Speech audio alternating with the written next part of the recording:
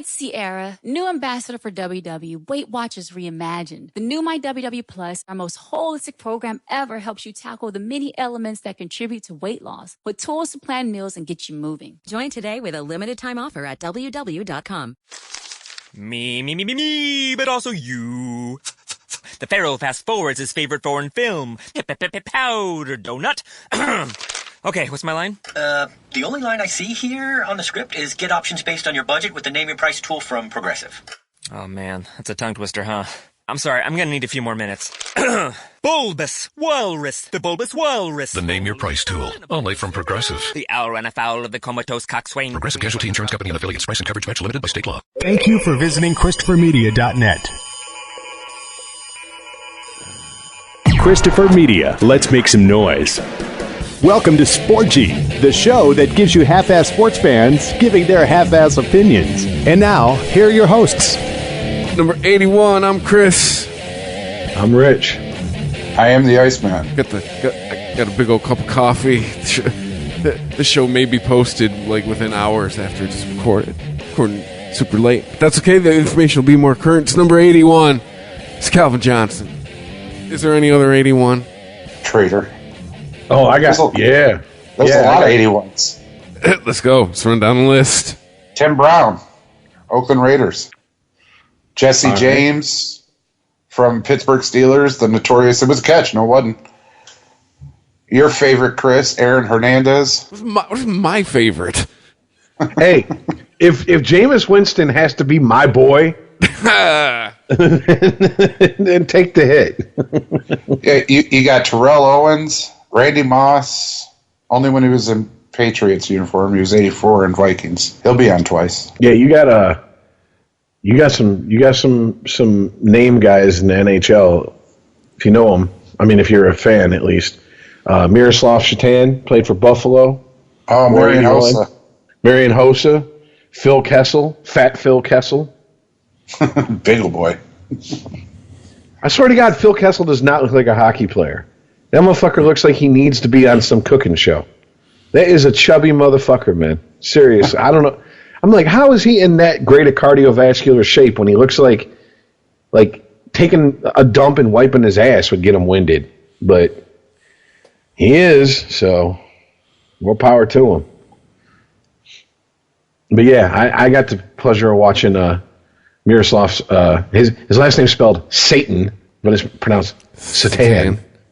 And if you ever see a picture, Satan compels you. If you ever see a picture of the dude, he looks like Anton LaVey with hair. So I mean, it's funny. I'm sure there was a point in his youth, because he's a dude, where he leaned into it for a minute. Oh yeah, he had like the pointy goatee and everything at one point. Yeah. That wasn't by accident. I'm guessing no one shaves it and grows their goatee out and shaves it to a point by accident. So, no shit. So, last show of the year. That's it. 2017. Peace out. You know who else? Peace out. Dick Enberg. Yep. He passed away this week. One of the, as we were discussing before the show, one of the old guard sportscasters. You know, along with your Pat Summeralls, your Keith Jacksons, your Howard Cosell's. That breed. I remember him being a big deal at NBC when I was a kid. I remember him the most doing being on in the summertime, pretty much fucking up my daytime TV doing the Wimbledon. But he did a few Super Bowls. Yeah, I don't know. I mean, I'm not gonna cry about it, but it's kind of a big deal in the sports world. Yeah, and I didn't know this until reading his obituary, but kind of a half-ass local boy. He's from Michigan. Yeah, he's from about a half an hour north from where I am. So yeah, if you drive up North Avenue, about half an hour, you'll be in Armada, where he's from. Worked at Mount Pleasant, went to Central, fire up chips. Maybe the flags are flying half-staff at the campus in Mount Pleasant this week. I don't know. Well, I didn't know that he called. It was probably when they were the California Angels still. instead of Anaheim, and the LA Rams the first time around. So I mean, it tells you how far back he goes. And according to his obituary here, he's pretty much known for UCLA basketball, Super Bowls, Olympics. That's probably Olympics more than the Super Bowls, because I really didn't get into football until mid-90s, like pro football, to the mid-90s. But Final Fours, Wimbledon, and Breeders' Cup, all of that off of my radar. Yeah. Well, I mean, it's checking all the boxes if you're a sports announcer. Definitely. I mean, the man was 82. He was still doing... He's doing podcasts. Yeah, doing 2 different podcasts. Baseball Hall of Fame as a broadcaster. I mean, pretty much up there with, like, if that's the case, he's got to be up there with, like, Vin Scully and Ernie Harwell, those type of guys. Yeah, so for sure. So, yeah, R.I.P. Do we say rest in power? They're supposed to say now? Still rest in peace? I don't know. Check with Twitter. It seems like they're they decide what we do these days, at least according to everybody on Twitter. But Earl, you'd brought up an interesting thought about the NBA seems to be going through a shift here. Why don't you go ahead and explain what you were talking about?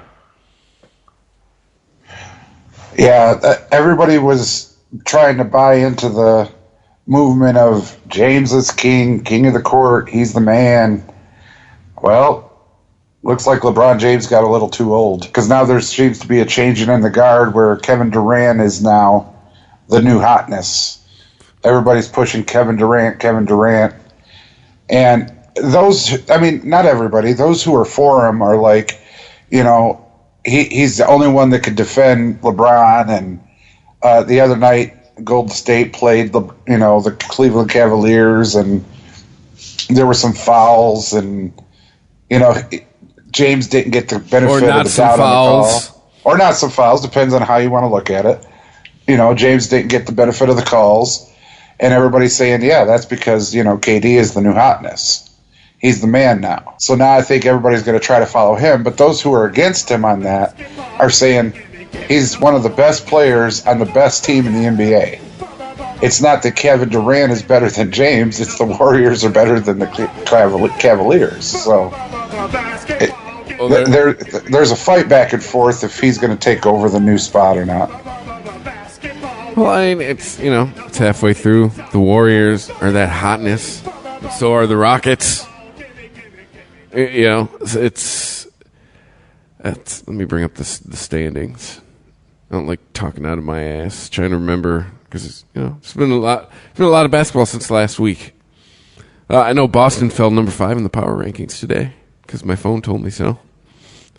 Oh wait, what? The Toronto Raptors. What's going on in the East? You got the Celtics are. Yeah, Golden State, Houston. Yeah, Cavaliers 24-11. Pistons shot back to earth. I think with a thud. I think what's interesting is that it's natural. It's a natural progression for any athlete in any sport. I don't care how high they were at one point. To the closer they get to retirement, the more you start looking towards the young guys who are just entering their prime versus a guy like LeBron who, I mean, I'm not going to say he's out of his prime, but I mean, we've discussed this before. He's definitely past the peak. Yeah, this ain't 2007 LeBron. It's 2017. Yeah, he's on the downslope of his prime. He's reached the top of the mountain and he's coming back down. I got to get those old and busted drops from Rush Hour. Wasn't it Men in Black also? Oh, old and busted, new hotness. Oh, it was Men in Black. God damn it! For some reason, busted hotness. I thought it was fucking Rush Hour. I thought that. God damn it! Wrong interracial buddy movie. I know, right? Not the kind of movie, the alien movie. We had a run of them for a minute there in the late 90s, early 2000s. It's true. My Black Friend comedies. But no, I think it fits in nicely with the story that ESPN posted a few days ago about how you have a lot of tensions between players and refs, and it's actually for a change in the NBA. It's the star players that are getting the fucking, told to hit the showers early. LeBron James, Anthony Davis, Steph Curry, Kevin Durant. They've all been thrown out of games this season. Durant's been thrown out 3 times, according to the article. And, I mean, we all know that the NBA has a certain set of rules for its stars and a set of rules for everybody else. I mean, to the point where during last year's NHL playoffs, you had an official on the Penguins, or who works for the Penguins, in the front office calling for that type of rules in the NHL, to where the stars would get one set of rules and one set of calls, and everybody else would get another. And if you go back and dig that episode up, I'm absolutely against that. Fuck that. Everybody should be. That's the point of sports. Y'all have to play by the same rules. Mm-hmm. What is the point of the rules if there's one set for one group of people, another set for another, based on how many people cheer their name when they fucking are introduced? What do you think is going to be discussed at this meeting that's going to be had with the, the refs and the NBA Players Union? What are they supposed to be discussing? Apparently just the tensions, because according to multiple people who work for different teams in the NBA, the major point of contention with the players is the officiating. And what's funny is, they're saying the tension has been building with common ground increasingly difficult to find among the refs, the players, and the commissioner's office. But I mean, if you listen to what the players are saying, this is a direct quote from the article. It says, for example, players expressed frustration with referees holding up a hand like a stop sign when approached on the floor. Our players also complained about being told to shut up and told to move, or in extreme circumstances, hit with a technical. And it's like, look, I'm assuming everybody got the same fucking speech when we all played sports as kids. You don't show up the refs or the umps. Period. Mm-hmm. You don't. I mean, you can state your case, but I think in the NBA, it's really a case of you have a bunch of fucking athletes who feel that going up and screaming at a ref, they should just be allowed to do it. And mark it, 13 minutes, probably a record for us to start shitting on millennials. But I mean, do we think that's a factor?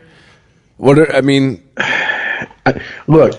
at this point, that generation is firmly entrenched in all of the pro sports now.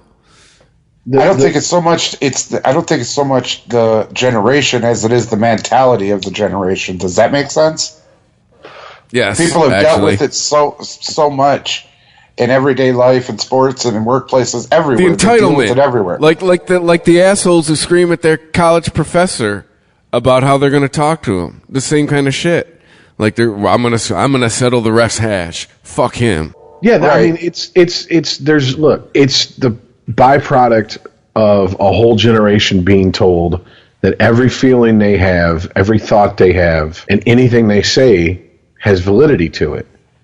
And it's very black or white when you're dealing with rules and refs in a sport. Okay? They make the call. You can disagree, you can get pissed off. But if you act like an asshole and you start screaming at the refs, especially if they're waving you off, they're telling you, look, get in a position and we can start play again, and you're not listening to them, why shouldn't they get teed up? Why shouldn't they get fucking some sort of unsportsmanlike call on them? I mean, this is something that, yes, has happened throughout sports history. There's always been guys who blow the fuck up and lose it when a call doesn't go their way. You don't even have to go back that far in baseball. The George Brett Time Power incident. He lost his fucking mind. Okay. Man, that's famous footage. As a little kid, I mean, that shit, fuck. It seemed like that was a time filler on every baseball broadcast. They'd somehow find a way to allude to that. Yeah, show him hauling ass out of the fucking dugout. Out of the dugout, no hat on, like a madman. Crazy look in his eye. And it happens, all right? And it doesn't mean that that's an asshole, it's a bad person. The problem is diving is an issue in the NBA. Diving's becoming an issue more predominantly than it's ever been in the NHL. And these refs have to know this. They have to see it. I mean, don't get me wrong. I enjoyed watching Reggie Miller play. Reggie Miller sold so much bullshit on the court. I mean, someone could barely make contact with him, and he'd flail around like he just got shot from the fucking school book depository building. I mean, you'd think the back of his head got blown off or something. Back and to the left. Exactly.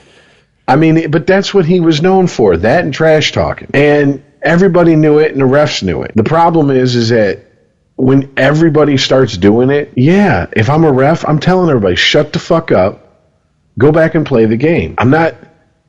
this isn't, and we discussed this last week, or maybe it was the week before last, the calls in the NFL. And even though Iceman and I disagreed necessarily on part of that discussion, we both agreed that these bullshit rules about what is and isn't a catch need to go. I mean, I read an op-ed talking about it, and they backed it up with video footage. And basically, they said at the end, to wrap it up, they said, a fucking 7-year-old could tell you what a catch is. So why the fuck do we need to go to the replay? And why the fuck are these calls getting overturned? If you don't trust your refs, then what is the point of them being out there? Well, here's the thing, too. Everybody wants to focus on the rules of what is and isn't a catch. The other thing it says is it has to be clear and concise proof. You have to, whether it was a catch or not. If you called it incomplete and you don't have enough evidence to overturn it, then it stays as called. Exactly. And vice versa. So stuff like what happened with Jesse James should have stayed as called. Things that happened with, Calvin Benjamin and the Buffalo stayed as called. That type of thing is what happens, when the refs get too much into their job. And with the NBA, it's I think they're finally stepping up and doing their job, if you will. I've taken what both of you said. Or not. If you go by that one article where they said they clearly admit they missed 4 fouls in that Christmas Day game. Well, you got to let them play. You got to let them play. I don't mind that to an extent. That takes me back to night. You can't have it both ways, man. You can't crack down and let them play. If it was a clear and obvious foul, yeah, you can. Well, I mean, to continue with the article for a second, because I just want to get to these 2 paragraphs in here. Now, this is a quote. It says, there have been 4 or 5 occasions when a player has gone to say, hey, what's up with that? And the official holds his hand up like a stop sign. Like, I don't have time to talk to you. And that's Elysium told the author that. He said that's what they're trained to do. And he goes on to say, I think that's a horrible idea. I hope someone over in the NBA basketball operations will maybe consider that, because it doesn't serve to be a de-escalation of things. It really pisses guys off. I don't know whose idea it was, but I hope they revisit the wisdom of it. I mentioned the players who specifically complained, and they weren't happy to hear that it was part of the training. This is more about where they came up with they came up to an official and asked, what's up with that? And they've been given a technical or something other than an F-bomb. Excuse me, a technical for something other than an F-bomb. Okay, well, I'm sorry, guys. I don't know any other way to put this. I learned it as a kid playing sports. You state your case, and you move on. You're not going to get the call changed. Yeah. That's the thing. What you're doing when you state your case is, just like we were talking about, and you see it in baseball all the time. If a strike call is completely blown, you'll see the batter look back at the ref or the ump, say something, and then go on back about, his at bat. And 9 times out of 10, what he's saying is, we better get the same call. If that's the strike zone for today, that's the strike zone for today. I don't want to be sitting, at first base watching our pitcher, that exact same pitch get called a ball.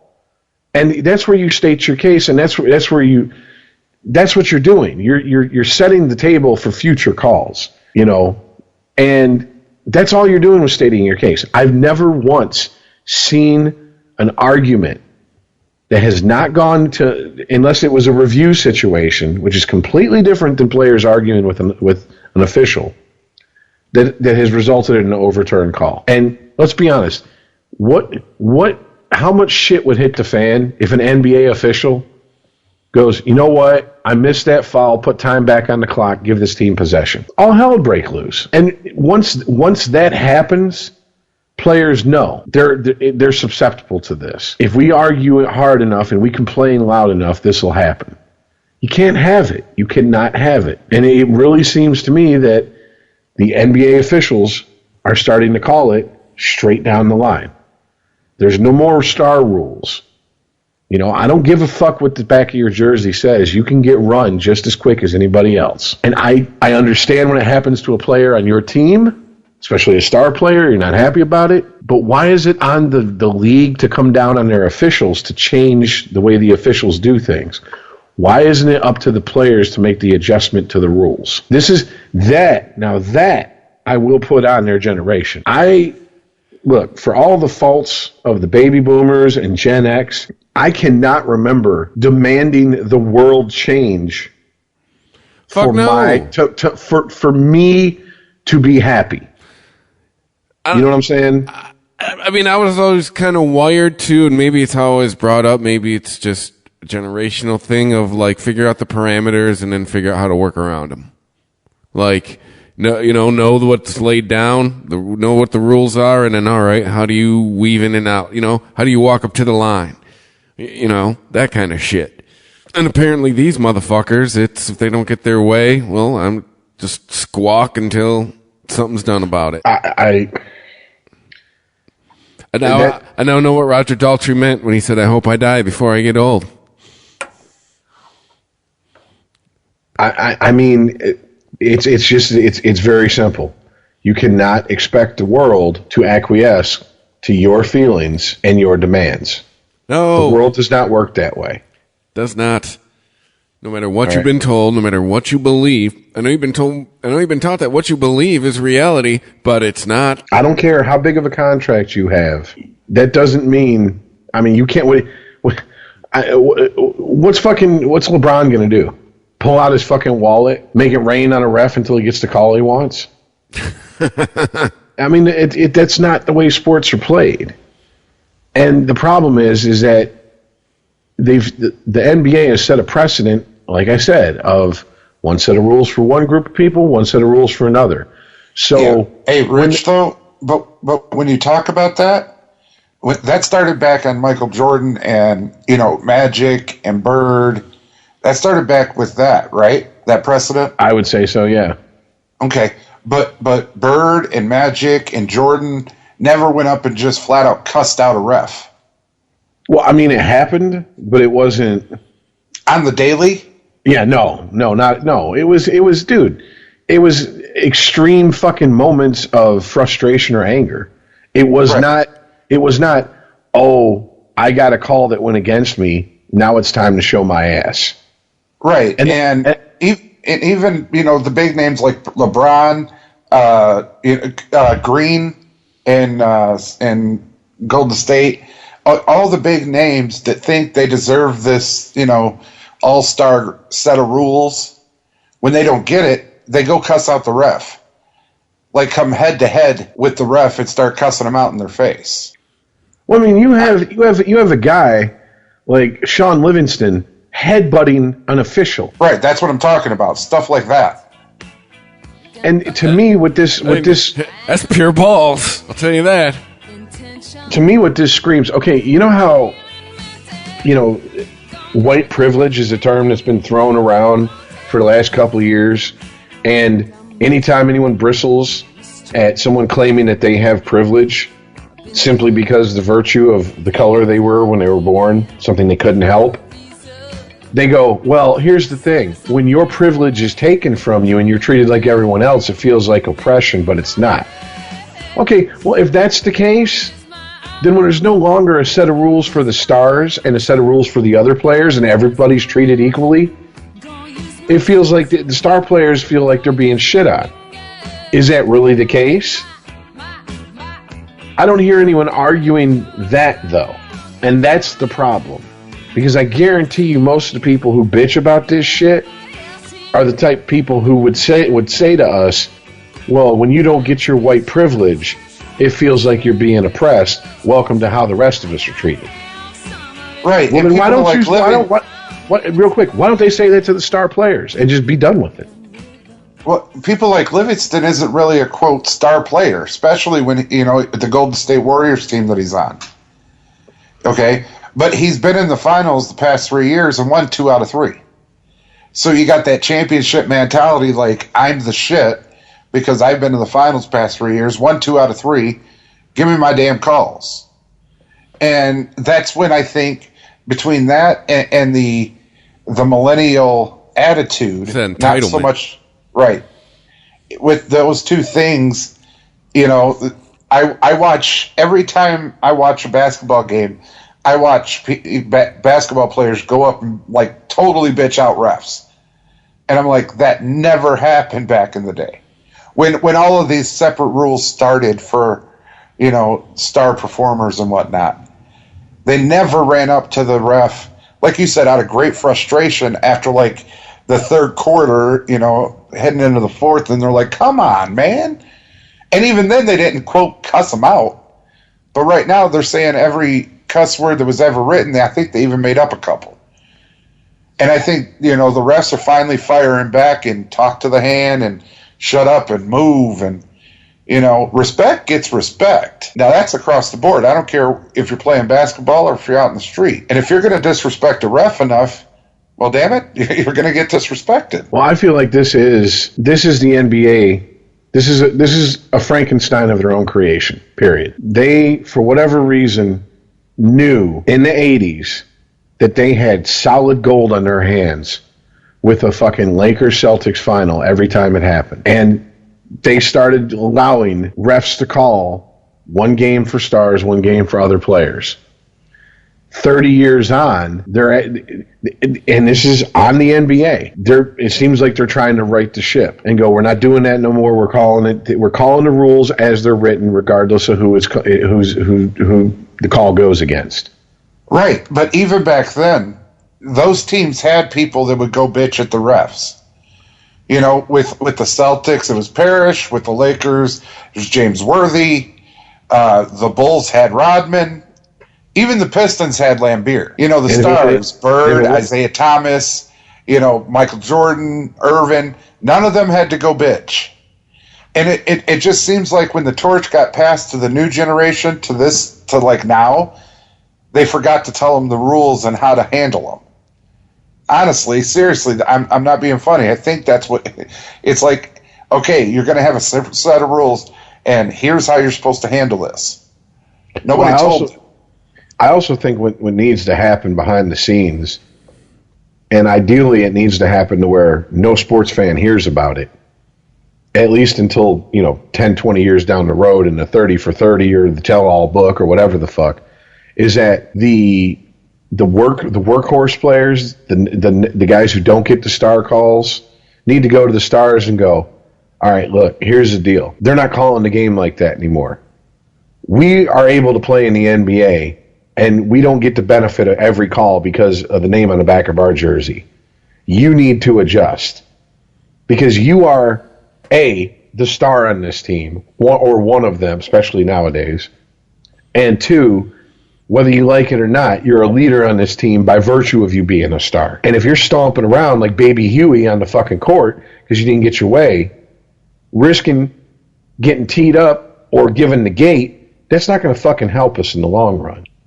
And I mean, I don't really know a way to crack down on it any more than going, these are the rules, like them or not, you play in the NBA, these are the rules of the NBA. Perhaps you'd like to go play in the other professional basketball league in the United States. Oh, wait. Well, I mean, how else do you get across to these players that, look, this is the way the game's going to be called from here on out? I mean, and in this article that I'm reading, it's an ESPN article, by the way, if you want to look it up. Title of the article is Meeting Held to Discuss Tensions Between Refs, Players, and it's posted on the 22nd of December here. But it seems like this article, going to the end of it, it says, I don't like anyone being punished, Robert said. We don't celebrate it, but it was evidence that someone other than the players had engaged in conduct that needed to be evaluated. I feel for the officials, but that allows for me to be able to turn to my guys and say, you're not alone. I'm not looking for the officials or players to be sanctioned. I want the conduct that leads to the misconduct to end. Let's be fair. If they're not acting like adults, they should all be sanctioned. Well, wait a minute. The refs are acting like adults. Okay, they made a call. You state your case, you move on. If he fucking puts his hand up because you've been in his ear all fucking game, and you've been flirting with getting teed up or fucking given the gate, he's giving you a break by going, look, just go over there. I don't want to hear it. Because he could just fucking throw a tee up and that's the end of it. Bottom line. I mean, it does happen. I've seen it in all sports. And I mean, in football especially, unless it's incidental contact, you touch a ref intentionally, shit. I mean, come on, Ask man. Beast Mode what happened. Seriously. I mean, can you imagine a fucking player going up and headbutting a ref in the NFL? At hockey, he would punch you. Yeah, he would. Dude, I actually saw a video of a minor league game where two linesmen were trying to break up a fight, and one of the guys wasn't having it and just started swinging wildly, and the linesman beat the dog shit out of that player for swinging on him. And, there was obviously the comments underneath, the video, and the fans of that minor league team were like, oh, that ref should be fucking thrown in jail and blah, blah, blah. And everybody else pointed out, no, he was breaking up the fight, which is his job, and he was assaulted. It wasn't incidental. Like, he didn't catch a blow because he was in the middle of it. The player stopped the fight with the other player, turned around, and started throwing punches at the ref, and the ref beat the shit out of him for it. It's called self-defense. Period. If anybody should be in jail, it should be the player. I mean... Ref said this is how this will go down on the street. Yeah. And I mean, believe me, the one thing people don't understand who aren't hardcore hockey fans is that the best skaters and the best conditioned people on that motherfucking ice tend to be the refs. Players take a minute-long shift's a long shift for a player. Refs are out there for the entire fucking game. They're skating up and down that ice constantly. And a lot of them played the sport on top of it. So these aren't like cupcakes out there, like, blowing their little whistle. Okay, I need you to go sit in the fucking penalty box 2 minutes. No. Hockey players are rough, rugged, raw, gruff motherfuckers, and you need people who can fucking control them. Go back and look.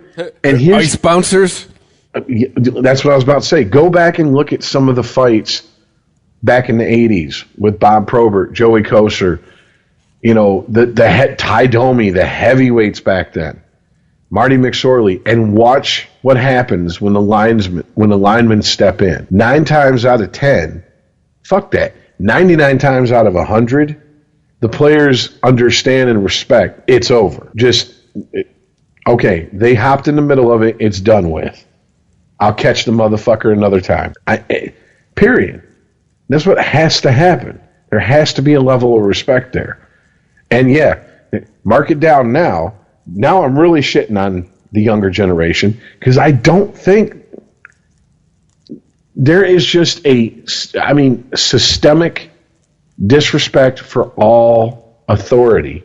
Yeah, it's one of those things in all aspects with this generation. It's one of those things where you tell the kid, sorry, you lost. No, I didn't. I can't lose. My mom said I'm special. No, some bitch, look, he lost. They won, you lost. You know, it's that same thing. That wasn't a foul. I don't know what to tell you. Is this punk rock eating itself? Is that what's happening with this generation? This is the tail end of the baby boomers who were raising the spearhead of the Gen Xers, who said we need to make participation trophies. You know, my brother, who's not a sports fan whatsoever, commented on a story about participation trophies the other day on Facebook. And even though he was trying to argue with this guy that, you know, don't blame my generation for the participation trophies, he was right, but he was right for the wrong reasons. The problem, he said, there's no kid that gives a fuck about a participation trophy until he's given one. And I believe that. I mean, they kind of, when I was playing, they kind of had the participation trophies. And I didn't even understand what the fuck it was, because I was just like, we didn't win. Why am I getting a trophy? Well, you were on the team. What the fuck's that have to do with anything? What the picture's for? We took a team picture. Exactly. We went and talked and got ice cream and talked about how we're going to do better next year. What the fuck is this trophy for? Exactly. You know, and... Because I remember I've got, like, the second or third year I played Little League, I got one. And I didn't the first year. And I had that thought. Like, that is... Like 6 or 7 years old, I had that thought. Like, isn't that what the picture's for? What I didn't win anything. Like, yeah. Well, that's what I'm going back to. It was the parents making a big deal about this. Mm-hmm. The problem is that you now have an entire generation where I don't care if they're 4 or 5 out there playing soccer. Everybody gets a trophy. There's leagues that don't even keep score. That is and the sports at my nephew's school is all pay to play now. And you know, my parents are like, oh, he's playing baseball. I'm like, did he make the team or is it pay to play? Oh, it's all pay to play there. I'm like, oh, fuck. He's not playing baseball. I mean, yeah, he's putting on the uniform. You know, he's warming up before the game. Yeah, the 3 years I played Little League, at the beginning of before the season started, everybody who wanted to try out showed up, and they had 4 baseball diamonds at this park. Mm-hmm. And you took whatever position you wanted to play in the field, and they went alphabetically and they called you up, and you got X amount of pitches to hit at bat, and then the best players were chosen by the teams. And your parents got the privilege of paying them $150 so you could play baseball. And the first 2 years, there was kids that I sat there with and talked with who weren't chosen, who didn't play in that league. And the third year, it started being pay to play. And that's when everybody has to have an at bat. So if you're coaching, if you're managing the team, you can't put all your best players in your starting lineup, because you're going to have to take players out, because everybody has to have one at bat. Everybody has to play half an inning in the field. And that was the nature of the pay to play. And the first 2 years I played in Little League, it wasn't that. It was you sat on the bench, and if you weren't good enough to play, and they wanted to start someone better than you. And if you weren't good enough to be on a team, no team picked you. See, I'm a couple years younger than you guys. By the time I got to Little League, it was all pay to play. But the school teams were still, you had to try out. You know, middle school, once the team sports showed up. But I mean, it really is just, it's not a good thing. And one of the things that I've always liked about sports, and made an argument to people who aren't sports fans, who will go, what the fuck's the point of it? It's a waste of time, waste of fucking blah, blah, blah. I say, look, it teaches you a very fundamental lesson very early in life. You're not always going to win. And you have to learn how to lose. Yes. Yep. Else teaches you how to win, not to be an asshole about it. And I think, guys, that attitude has been adopted by other generations in the NBA and throughout sports. Yeah, why are they getting the special treatment? I'm special. Mama told me. I'm special. I'm special too. I'm in the NBA. Well, you didn't win the championship, bitch. So you shut the fuck up. Right. Well, even the people that did, like he was saying, Livingston headbutted a referee. He's not, quote, one of the stars on Golden State. He's a bench player, but he wants that mentality in those calls. Who like headbutts the Steph ref, Curry. man? Who headbutts the fucking ref? That's what I'm saying, man. I mean, that's like Ron Artest going into the stands. That's like a moment changing. That's kind of a big deal. I to sum this all up from my point of view, I really think it's respect gets respect. The refs in the NBA have been disrespected for so long by this new group of whatever you want to call them, just the new group. This new breed of cat. That they're gonna crack the whip, and I don't think they care what the Players Association or anybody else says. Michael Jordan, Larry Bird, all the big people that got, quote, the superstar calls had a level of respect for the refs. If anything was said, it was a very mild tone, respectful manner. Unless it was like the third quarter and they like ran up to the ref and was like, "What the fuck, man? Come on."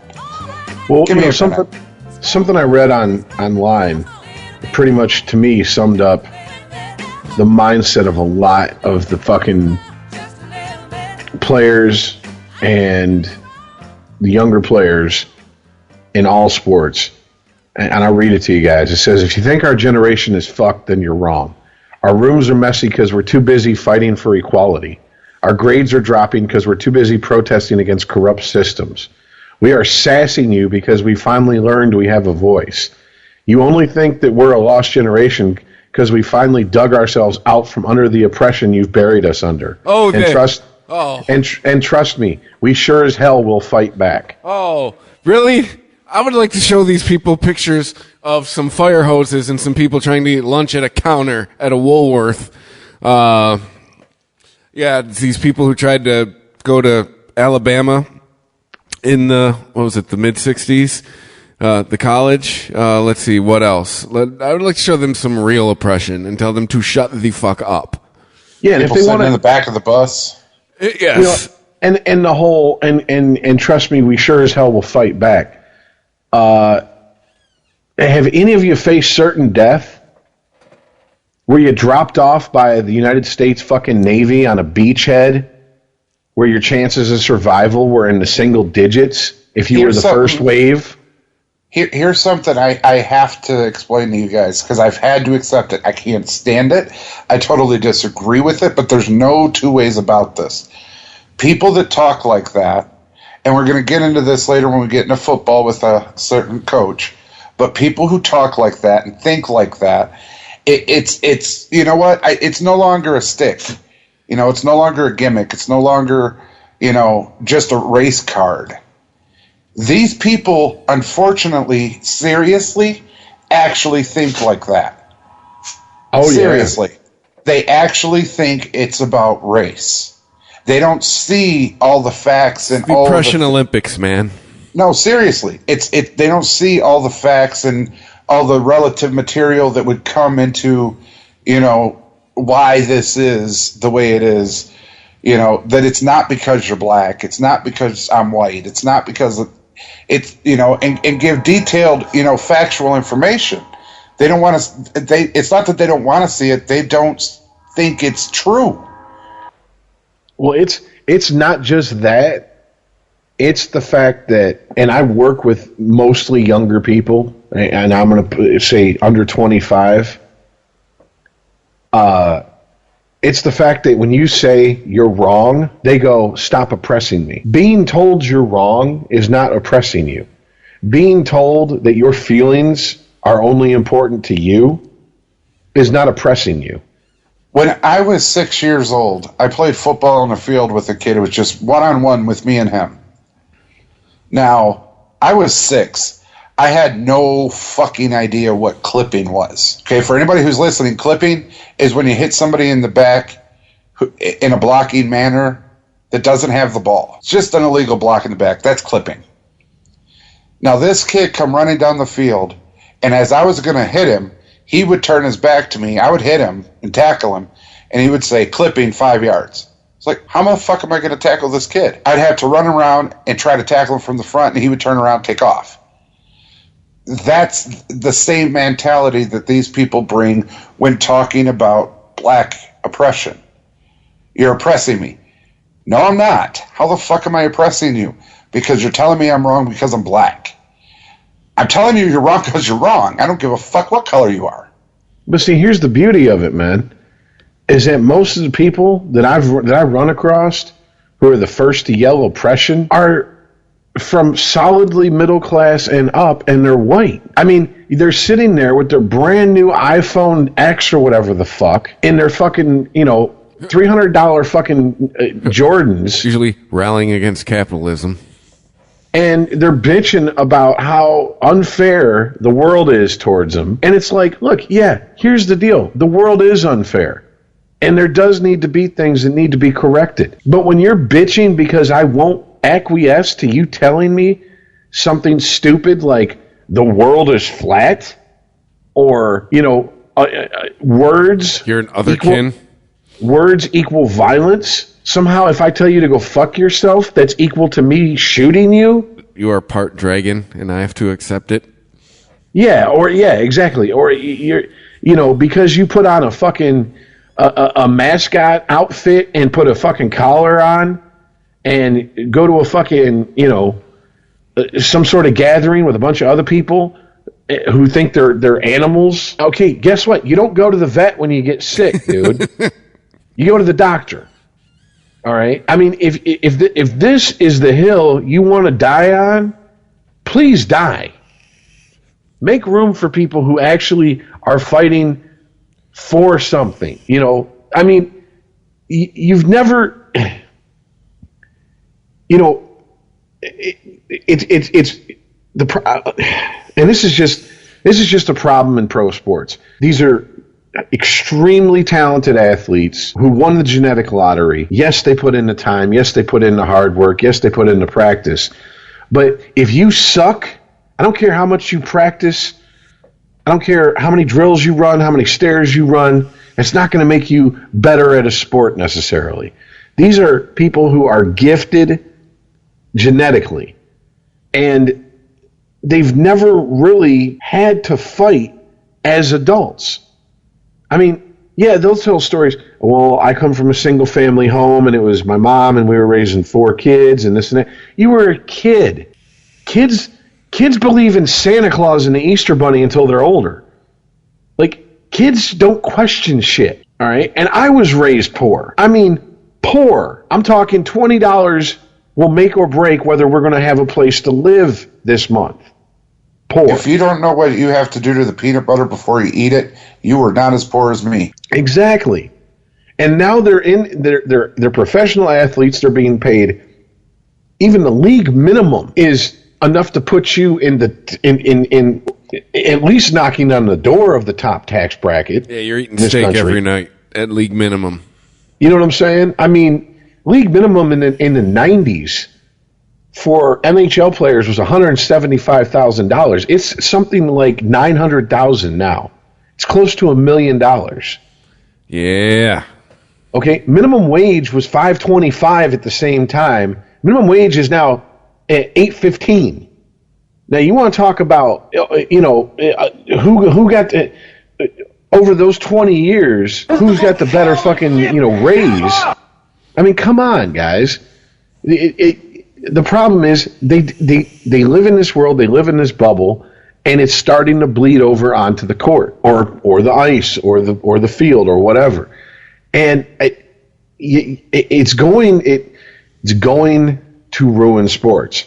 You already have, and call me Chicken Little, call me conspiracy theory or theorist, whatever. I'll take the hit. I don't care. But I've just seen too much at this point. You have a growing number of people who want to get rid of all contact sports, period. They're doing their goddamn best. Football is right in their crosshairs. Every fucking negative thing in the world they can find about football, they report on these days. Everything. It doesn't matter if it's one player out of the 500 and some that are in the fucking league or whatever the fuck it is. I think we sat down and figured it out. It's like 2,000 and some odd players, actually, not 500. Doesn't matter if one player out of all them players do it, that casts this fucking, pall over all of football these days. So all of football's guilty. Well, this type of shit doesn't help because it makes these people look like what they're acting like, petulant fucking children who are throwing temper tantrums for not getting their way. I get it, man. You put your heart and soul into it. It's your job. It's your life at this point. All right? A call goes against you, it sucks. You're pissed off. But that doesn't give you the fucking right to demand that everybody has to put up with your temper tantrum. Well, and here's the problem, Rich. It already bled out with, like, LeBron James. Remember when he called Phil Jackson a racist for saying him and his posse? Like a year ago? Yeah, and like every sportscaster and everything got behind him, and yeah, he has no business saying that, and da da da da da, and kind of fed into James's ego and everything. So now, a player like LeBron James thinks he could just go to the ref and go, "You don't know what the fuck you're doing. You're racist. You bastard, piece of shit. Fuck you." Wait. Has this been proven? Has he called a ref a racist? I don't be lobbing no. Without being racist, I'm just saying they go and literally bitch out a ref. I will, Chris, I'll say this. I think within 5 years we're going to hear accusations from at least one player that calls aren't going their way due to racism. We're going to be trendsetters. We're going to be cutting edge. I mean, you can say I'm icing it. I'm calling it now or whatever you want to. I'm just saying unless there's a drastic change of mentality in public, with the fact that you got Twitter, see, that's another thing. Ooh, so when's hashtag Me Too coming to the refs? Every little thought these athletes have is catered to by social media. That's something that we didn't have in the past. That's something we didn't have in the past. All right. And I mean, especially, and I was kind of wanting to save this, but I guess since we're dipping a toe into this subject, we've pretty much, jumped in waist deep. Here in Detroit, the Lions are going to miss the playoffs. And there's a lot of speculation about the future of Jim Caldwell. And I'll be goddamned if it wasn't today the Detroit Free Press puts an article out saying the only reason Jim Caldwell's on the hot seat is because of racism. And he flat out says, the author of this article, that it's the Trump supporters who want Jim Caldwell fired. Yep. That's Fuck it. You. Nailed it. You got it, buddy. That's why. And I so wish I could have fucking had audio drops of Earl. Because Earl, like it or not, you're the biggest Trump supporter I know. And you are the biggest fucking Lions homer I know. Yeah. And for all the criticism that you'll level against the Lions, I really haven't heard you come down on Jim Caldwell. I think we've been harder on Jim Caldwell. Yeah. Well, but, I mean, do you see what I'm saying? I'm the minority here. I'm the minority because I think Jim Caldwell is what, some of the comments were saying. Jim Caldwell is one of the best coaches we've had in over a decade. Technically, he's the best coach ever, record-wise. He's the winningest Lions coach, I believe, ever, as far as records go. But see, to win a playoff game, though, he really does. When we had Wayne Fonts here... Oh, won't be this year. When we had Wayne Fonts here, and Cocaine Wayne was in the middle of his 90s run. What, Mr. Fontes, depending on who you talk to? When he got shown the door, I don't remember anyone bringing up the fact that the man was half Portuguese. So, technically, he's a minority. I don't think anybody even knew that Wayne Fonts was half Portuguese. No, said he had his brother who was Fontes. But do you see what I'm saying? Like, it's this mindset that nothing is based on... No. Sorry, I'm approaching it the wrong way. It's this mindset that everything has an ulterior motive. And here's the bottom line. And I responded to this asshole in the comment section, and I didn't hear back from him. And I didn't expect to. But I said, is it racist that I want Jesus in khakis gone from A2? Is it racist that I want Jeff Blashill blown out down at Little Caesars Arena? I mean, I'm a Bucks fan, and I cringe at the thought of fucking Gruden going back to coach him, because what's he going to do? Going back to not winning playoff games since he won a Super Bowl with Tony Dungy's team? Tony Dungy, who is a black man? I mean, it's bullshit, dude. And it's part of the fucking problem here. Now, I understand that it's an easy part of the problem to focus on, and it's an easy fucking issue to get fucking people to get fired up. But it's not the only thing here. This is truly an entitlement issue. And I think it transcends race. I really do. And I mark my words, we will not get through the calendar year 2018 without someone coming out and saying the backlash against the NBA players for bitching to the refs is because they're black. Which is an easy fucking target. It's low-hanging fruit. Most of the fucking league is black. Most of the refs are black. Come on now. But do you get my point? I mean, we have now introduced terms like dog whistle racism. Racism that only racists can hear and are called to rally around. Well, isn't that convenient? You gotta stop that. That's too funny. Chris, am I bullshitting? We've talked about it on Unregimented. No, it's a thing, man. You're not. It's you're a thing, not. I know girl. it's a thing. I know it's a thing, but come on, Kid man. Rock is like a ringleader of it. Seriously, right now. And I mean, I feel like I'm in Monday Night Football. Come on, man. Everything is bleeding over into everything else. Lines are being blurred. And the problem is, we're told we're not supposed to talk about it unless it's in a pre-approved way. And here's the bottom line. I can disagree with someone's stance on Colin Kaepernick, on any number of things that race might come into play and does come into play. All right, I can disagree with them without resorting to calling them a racist. When it's the first fucking bullet out of your gun, it shows me you really don't have much of an argument. Yes, exactly. Because that's why we've went from racist.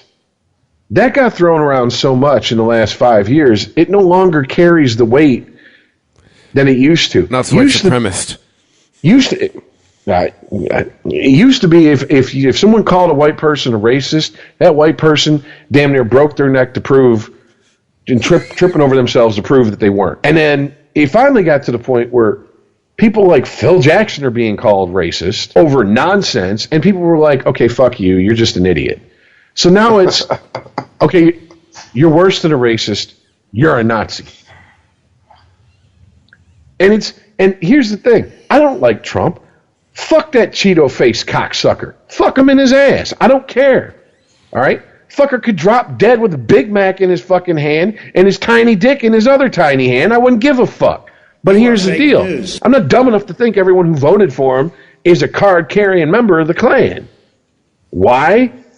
Because numbers dictate some of the people that voted for Trump also voted for Obama. How the fuck are you going to vote for a black man and be a card-carrying member of the Klan? Doesn't work that way. It's dog whistle. Now, Exactly. see, Rich, the reason I'm laughing is I'm thinking to myself, most of the people that fire the bullet first of racism and that think wholeheartedly, like I said, that's actually the reason. Well, I don't know, say most. Some of them can't even figure out what sex they are, what gender they are. Why the fuck am I going to try to argue with them? You don't even know what gender you are, and you want me to have a debate with you? No, thank you. But see, Earl, this goes back to what I was saying. This is a generation that's been raised being told that every feeling they have, every thought they have, is just as valid as every fact that's presented. Be it scientific, be it just fucking a fact.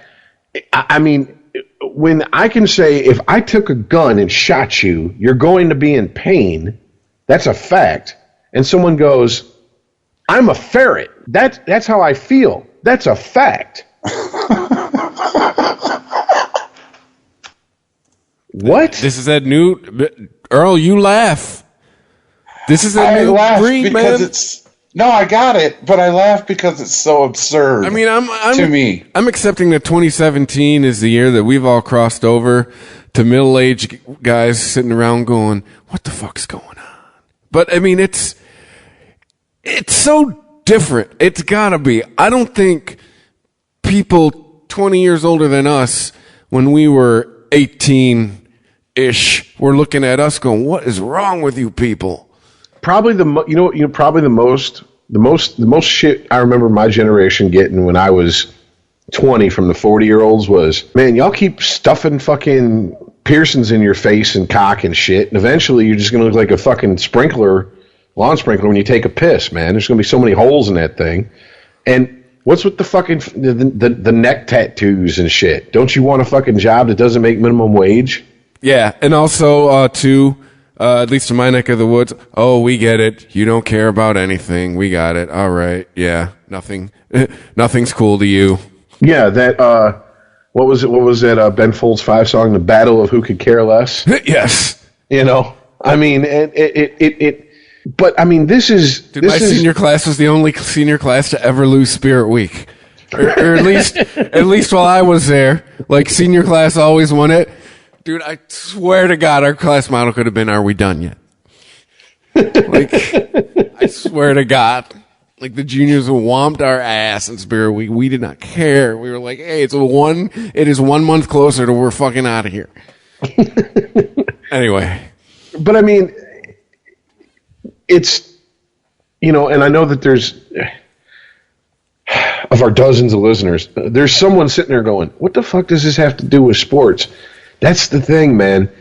Everything it's permeating. Is so fucking interconnected these days. Social media is as connected to sports these days as SportsCenter was connected to sports 20 years ago. The number one protest search on Google for 2017 was the national anthem protests for the NFL. Right. I'll put it to you this way. We were talking about, you know, the NBA and the refs and everything, but what does it have to do with sports, all this that we're talking about with these people and the way they think and feel? Well, LeVar Ball, there you go. He is the epitome of what we're talking about. What? Who's going to now start a league for high school kids because they can't jump to the NBA? There you go. He's the epitome of everything we're talking about. This motherfucker, man. Nothing's fair. Everybody's out to get everybody. It's because they're black and they're young and they need a springboard to make millions, and he's going to buy his own league. And yeah, fuck giving him an education before the springboard, right? Fuck that. Right. It's a damn good thing none of his 3 fucking little crotch-dropping tax write-offs played football, because you have to play 3 years before you're eligible for the draft. Period. What the fuck was he going to do? Because there's no developmental league. There's no overseas league anymore. And there's no college coach that would have put up with his bullshit. No. You think Nick Saban is putting up with his bullshit? You know what, though? Not just that. Even football has been fell victim to this new mentality. Remember? How do you play all year and then sit out the fucking bowl game? Like it meant nothing. You just abandoned it. You remember Cam Newton's dad trying to get mouthy? That shit ended real quick. Oh, yeah. I remember that was a blip on the news radar. Well, that's like Ndamukong Suh's sister got mouthy. See ya, Sue. Enjoy Miami, you son bitch. Well, I'll tell you this right now. For people who don't live in Detroit, she started going on a Twitter rant, and you could pretty much hear the countdown clock start, because it was at that point that it became perfectly clear he was not going to stay in Detroit, either because he didn't want to, so he wasn't motivated to come to the negotiation table, and the Lions were like, oh, we ain't putting up with this shit, period. You don't have to go home, but you can't stay here. Here is what it's. Is it fair? In a lot of instances, no, but it's reality.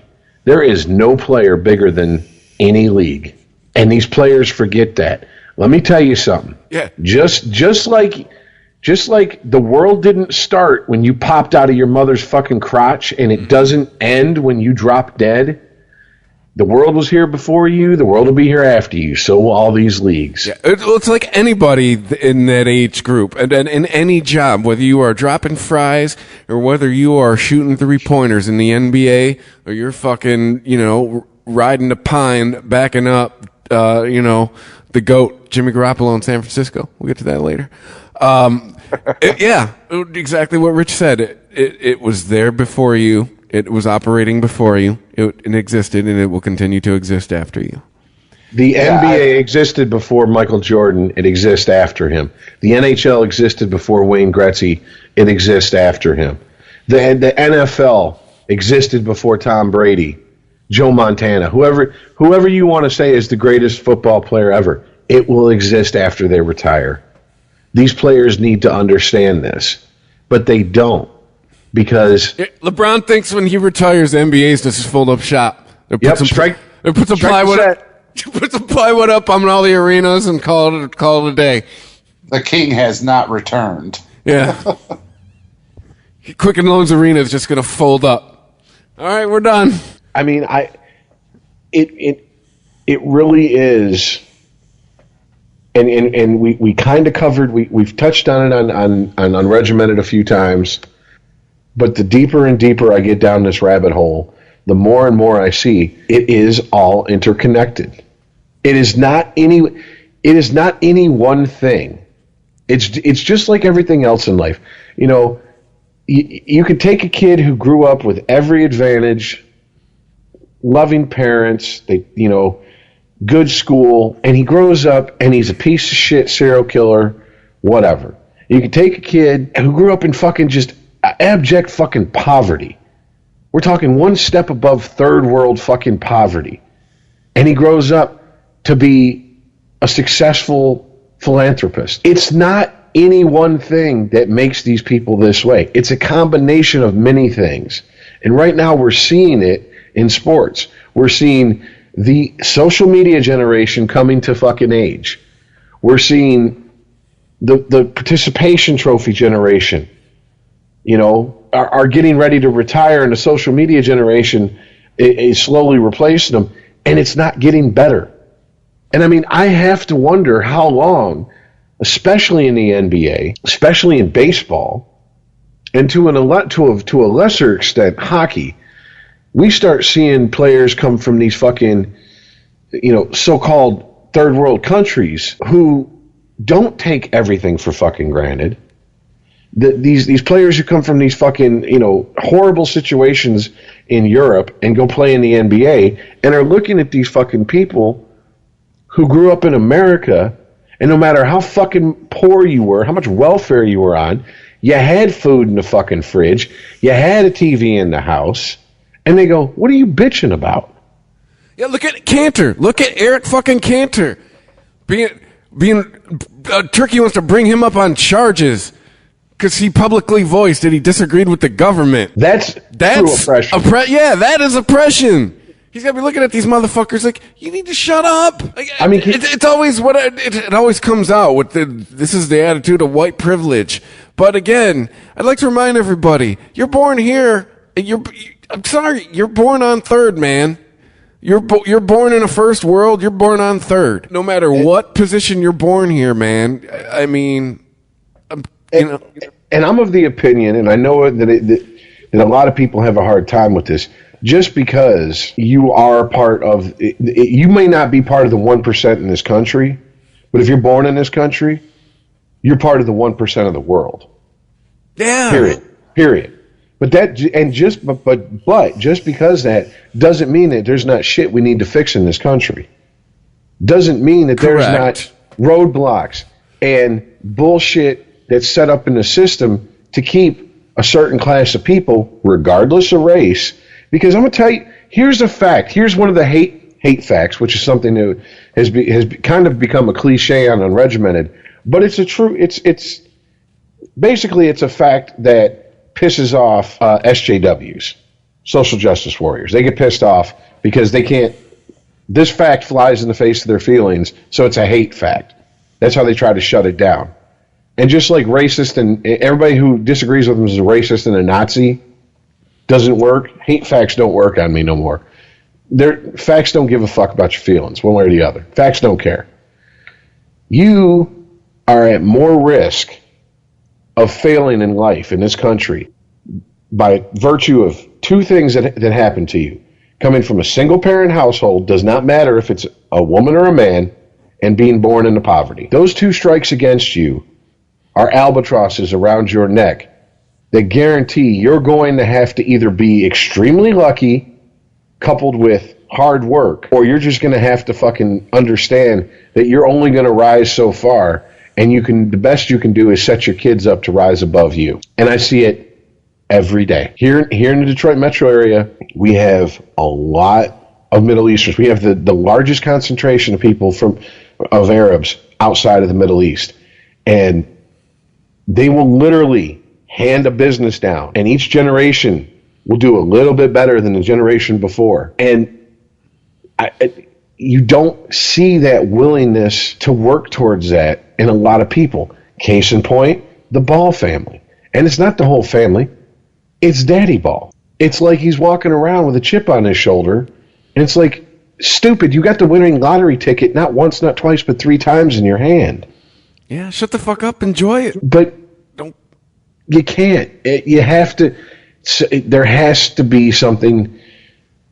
It's this mentality of there has to be an enemy, and if there's not one, we'll create one. And we love a villain over here. It's seeped into sports, and I know it's easy for a lot of people to go, well, that's what you get. Look, it's a black thing. No, it's to play hockey, you have to either have some really wealthy people who are watching your back just to get you the gear to play, or you come from a fairly well-off family to get you the gear to play. And it's even starting to permeate in hockey. All you got to do, wait till the playoffs start this year and look at Sidney Crosby. Look at the crying that is done on his behalf or by him. And he is the face of the fucking NHL. And it's all you have to do. I mean, I want that call. Give it to me. Grand scheme of things, what the fuck does LeBron James have to bitch about? The NBA basically has bent over and took it from him for over a decade now. And yet he constantly finds something to bitch about. I mean, dude, he held the entire league hostage with the decision. That is ridiculous. Yeah. I mean, that's the extra douchey. I mean, to me, that's what I think is holding a lot of people back. And it's holding me back from giving him the respect he deserves. I mean, yeah, he's got all those championships, but man, I mean, that was just super douchey to me. You actually had a primetime special to talk about where you were going to sign. Who the fuck does that? And then come out and go, not 1, not 2, not 3, not 4. Really, dude? Really? It's like, man, Mama told you. Someone heard he was special an awful lot. That was like one of the first impulse thoughts I had. Like, man, someone has been told his shit does not stink. And it's a problem, and to be just brutally honest, it's one of the reasons I'm not as engaged in sports as I was even 10 years ago. It's just that's the truth. I mean, when I saw the writing on the wall in hockey, in baseball, and I mean, we haven't even really touched on baseball, and I don't think A-Rod can be, by any stretch, considered a millennial, and he's one of the most whiny-ass entitled motherfuckers to ever fucking put on a Yankee uniform, and that's saying a lot. Because them fuckers are just, I mean, the minute you put that uniform on, they think that they are better than anyone else, period. And that's why they have the most championships in the history of Major League Baseball. But, I mean, I just flash back to the playoffs, 2004. Him with them big-ass hamburger helper white gloves trying to slap the ball out of the pitcher's hand like he's a fucking 5-year-old in Little League.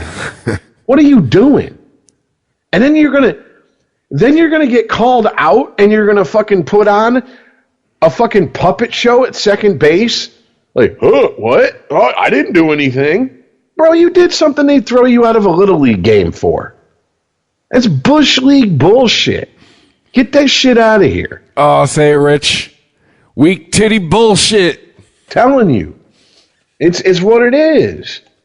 What the fuck? Ugh. I mean, dude, I played 3 years of Little League. My coach would have fucking... After I got called out, I'd have got dressed down in the fucking... in a dugout. Seriously. He would have not let me... I'd have heard it. I'd have probably heard it from my teammates. The fuck are you doing? And if you're gonna do it, don't sit there and act like you didn't. We all saw it. What's wrong with you? I mean... You're off the team. Turn your uniform. Coach wants to see you. Bring the playbook. But the difference is that where you had players who did that once in a while, it's starting to be more and more prevalent. And when it's the star players, to me, that shit needs to be nipped in the bud. Period. And I think that if the NBA backs down, if they give a behind closed doors, like just flat out, this is what you're going to do. These are your marching orders. You're going to back down from the players to the officials. I don't know how you can at that point. I got to hop on the fucking conspiracy theory bandwagon that we always goof on fucking ICE for being on, because at that point, what are you doing? You're watching. Why don't we just get fucking referees from the WWE to come in and fucking call the games? Give us some long 3 counts that if you really count, take 5 seconds before he even gets his hand up for the second, up to 2. I mean, it's just ridiculous, and it hurts the credibility of the leagues, and it hurts the credibility of the officials. And if you undermine the officials, what are you going to end up with? The inmates are going to run the asylum. And you know what? It's funny that you asked that question, Rich, because that's one of the topics we need to discuss. Instant replay in the NFL. Well, let's just shift right into the NFL, man. I mean, hockey pretty much had an off week. Yeah, they had like 5 days off. And yeah, and this is it, man. We're getting into the nitty fucking gritty, man. The NFL, it's almost over. Fantasy football season's over. I didn't win the league. And my cousin Jess, but I beat you guys, so that was what counts. My cousin Jess won. Congratulations to her. We're working out. We're going to have her on. All the shit. Yeah, we're going to have her on for at least a segment. She might sit in a whole show. We're working out the details. Still whooped her ass when I played her. All right, wait till she's here to talk some shit. Because you don't know. Her father was an officer in the Navy, and she's married to a butcher. She'll talk some shit, okay? So wait till she's here. Give her a shot. You know what I'm saying? Oh, no, she has ultimate shit talk. She won the whole thing. I'm just saying, if she comes in here with some weak titty shit and starts fucking... well, I whooped your butt. I'm be like, okay, Jess, honey, this ain't the show for you. Yeah, just take your victory lap, and unless you want to fucking join in the shit talking, because that's what I told her. I said it's basically 3 guys sitting around talking shit to each other about sports. That's all we really do. And I was like, if you want to join in on that, you're more than welcome. And she's like, I might give it a try. It sounds like something to be fun. I'm like, all right, you won. That was the winners. That was the thing we come up with. I swear to God, I'm waiting for someone to go, it's fixed. How did your cousin win? I have no idea. Bitch, if it was fixed, you think the 3 of us would have rounded out the basement? Yes. Dude, that's pretty much what happened. It was the bottom 4 were the 3 of us, and then the guy who stopped setting his lineup in like week 4. I know, right? I Fucking mean, injuries killed me and Chris. Me and Chris had the team. Dude, And then I think injuries. you get the fumble at the goal line award because the amount of points that you scored, you should have been in the fucking playoffs. Injuries, Haas. Injuries, I know. suspensions. What do you want from me? all I know is that next year I'm going to be sitting at my computer 20 minutes before the draft starts. Bitch, With a you have chart. a smartphone. That shit is the way to go with the draft. It lets you know when it's about to start. It's the way to do it. Like a Organize your dumbass- roster. Trust me, the first few years I did the drafts, the laptop was or the desktop computer was a way to go. But there's been so many advances now. The app is a superior way to draft. No, this is no bullshit. It's on me. I was a jackass. I work second shift. I'm usually not up at noon. I'm usually not up till about 1 or 2. I set my alarm for 11:55. I got up, took a leisurely piss and a stroll to the computer, and it was 12:03. And I'm thinking, I can't have missed that much. And they're already on round 3. Hey, I'm gonna clue you into a life hack I've stumbled on in the last year here. I'm sure I'm not the first person to do this, but it seemed to work out for me. The 15-minute cushion, whatever. No, I should have went by the Marine Corps standards. If I'm 15 minutes early, I'm on time. If I'm on time, I'm late. Oh, is that what it is? Is that Yeah. military seeping into me? Because I've learned to do like whenever I think I should leave or whenever I want to do something, to aim for 15 minutes before it. And that allows time for shit to happen. You Yeah, know? that's where I learned it from. My family who are in the military. Yeah. You know, you But- can take your piss, get your drink, all that happy horse shit. But yeah. So, yeah. Anyways, Iceman, go ahead. You said you wanted to bring up a specific thing about the NFL here. Yeah, it's a transition from the NBA. NBA viewingship on Christmas Day. Shitting on the NBA for like an hour. Yeah, but the viewership on Christmas Day far surpassed that of the NFL. Now, I'm sure it's not because of everything we were talking about with the players and the refs. It's just the gamemanship. I think the trades in the NBA worked. Well, there was bigger marquee matchups though too. There was 2 games you wanted to see going on in the NBA as opposed to 2 games in the NFL. I will Right. float that out there. There are better matchups. Well, that's true. The other thing is, I truly think, and I brought this up in our chat, that the instant replay and the calls on the field and such have really affected people's perspective of the NFL. It's not a matter of if the team wins or loses or puts it in a spot where one call is going to make a difference. It's the fact that it keeps happening over and over and over.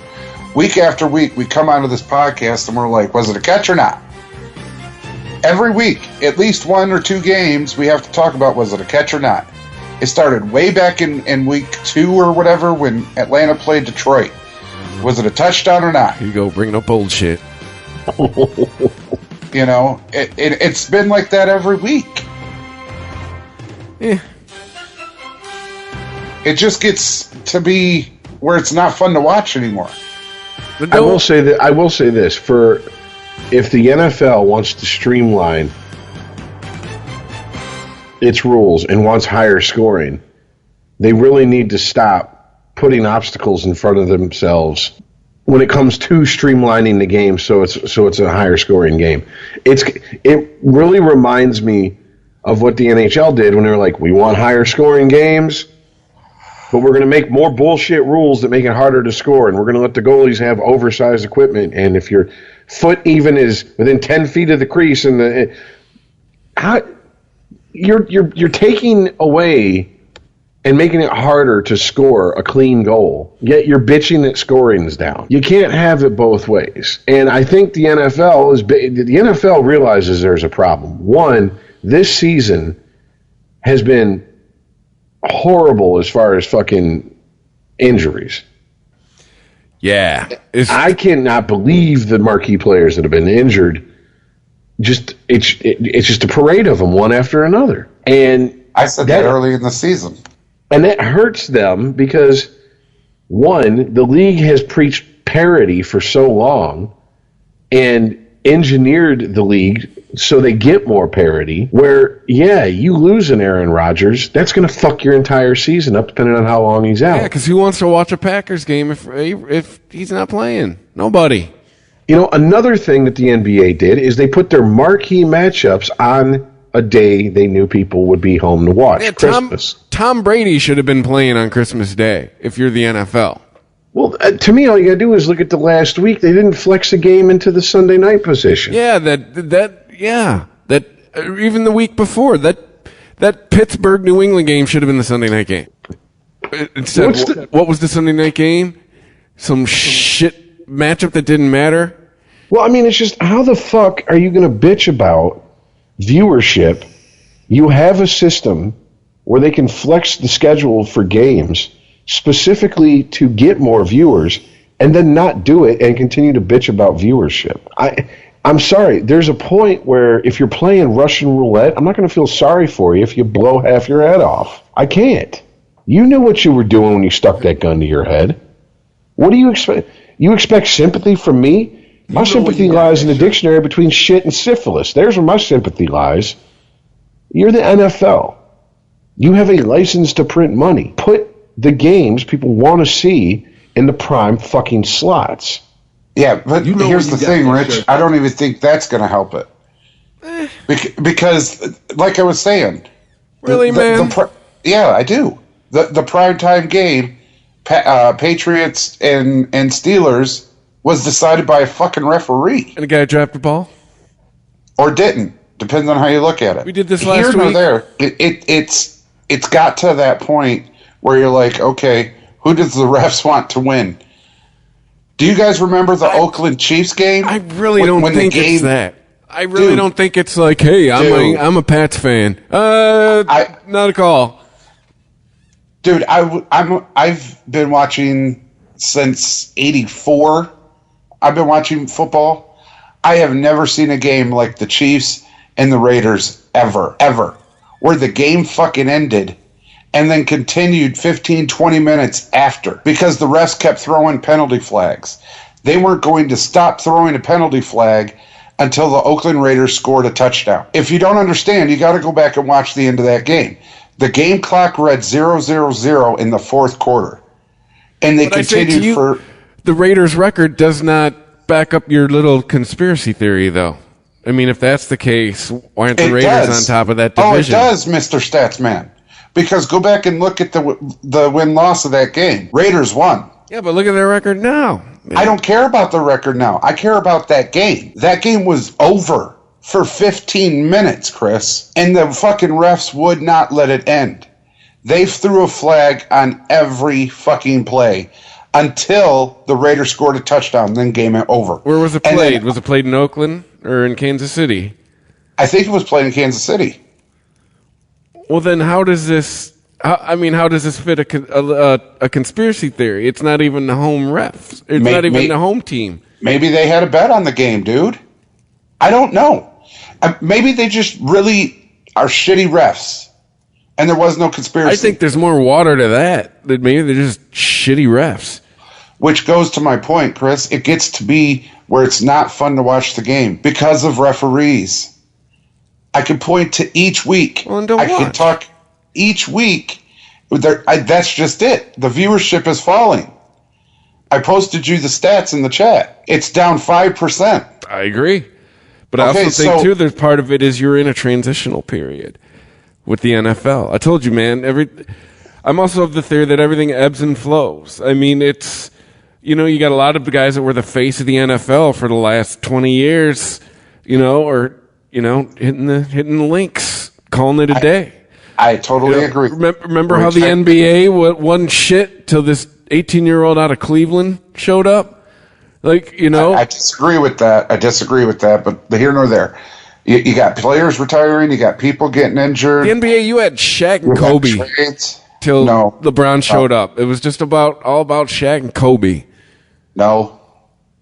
Anyways, way past that. You got all of these issues with the NFL right now. Totally agree with you. The last fucking thing you need is referees on every fucking field, every fucking week, can't understand what a catch and a catch isn't, and dictating how a game is played and comes out. You can't do that. You can't have that when you're transitioning. I'll agree with you. There needs to be some calibration as to, in the off season. Maybe there needs to be a training camp for the refs. Maybe, do they have a meeting? Are we aware of this? Is there a ref convention?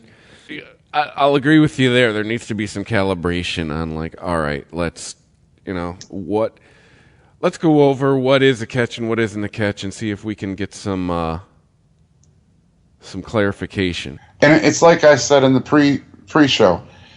Sometimes it doesn't matter what is a catch and isn't a catch. Yeah. You need clear and concise proof that it was or was not a catch. And if you don't, you need guidelines to be able to do that. If you do not have clear and concise proof, the call remains on the field. Well, you need to set guidelines for your clear and concise proof. They have. Well, obviously not. It's kind of like the basis of this whole conversation. Yes, they have. They need to calibrate it. If 2 people or 10 people or whoever many, everybody can look at that play and say, that was a catch. Okay, then it was clearly a catch. That's not a catch. Okay, it was clearly not a catch. If there's a debate, okay, the play stands as called. But again, we gotta set the guidelines. A catch in college ain't a catch in the pros. There's different guidelines. We have to establish our guidelines. Is it? If the guideline was they got to have control of the ball when their knee goes down, Jesse James scores a touchdown. But as of right now, it's that whole they got to maintain control of the ball the entire time. I mean, it's they need to calibrate their what is and what isn't a catch, man. That there ties into your whole proof thing you got going on. Here's the thing, and it was the argument Rich and I got in last week. You need standards for the proof. Jesse James's catch, we can't lump into this. That's a whole nother issue. That's a whole different rule. The problem with Jesse James's catch is that it was going in for a touchdown. That's the problem. You're dealing with about 6 different rules right there. He had possession. His knee was down. It was a catch. He extends his arms forward. That's a football move. It crosses the plane of the end zone. Touchdown. End of fucking 5. But didn't maintain control. He doesn't have to. It's a fucking touchdown, Holmes. That's the fucking process. We did this with Calvin Johnson in 2010. The whole process. That's the wait. You can't say Calvin Johnson because Calvin Johnson's the reason this rule was made of what is catch and what isn't a catch. The Chicago Bears game, that's the reason we have all these issues. Okay. I'm trying to avoid part 2 of the argument we had last week. I think it's a safe statement that I think anyone with half a brain who's been paying attention would have to agree with. The NFL is shooting themselves in the foot and then looking around going, well, what the fuck's going on here? Why aren't things going the way we want them to go? Because of what you're doing. And I don't know if this is coming from Goodell, if this is coming from the owners, or what. I mean, the fact that they've had as many marquee players be injured this year as they have gives all the detractors ammo constantly. I mean, it's just a stream of it. See, they can't even keep their star players on the field. It's just like we said, this sport's too violent. Viewership goes down. Regardless of the fucking reason, whether it be kneeling during the national anthem, whether it be you're not seeing the matchups that people aren't seeing the matchups they want to see, they're not flexing the right games. That's still on the NFL. Bad management.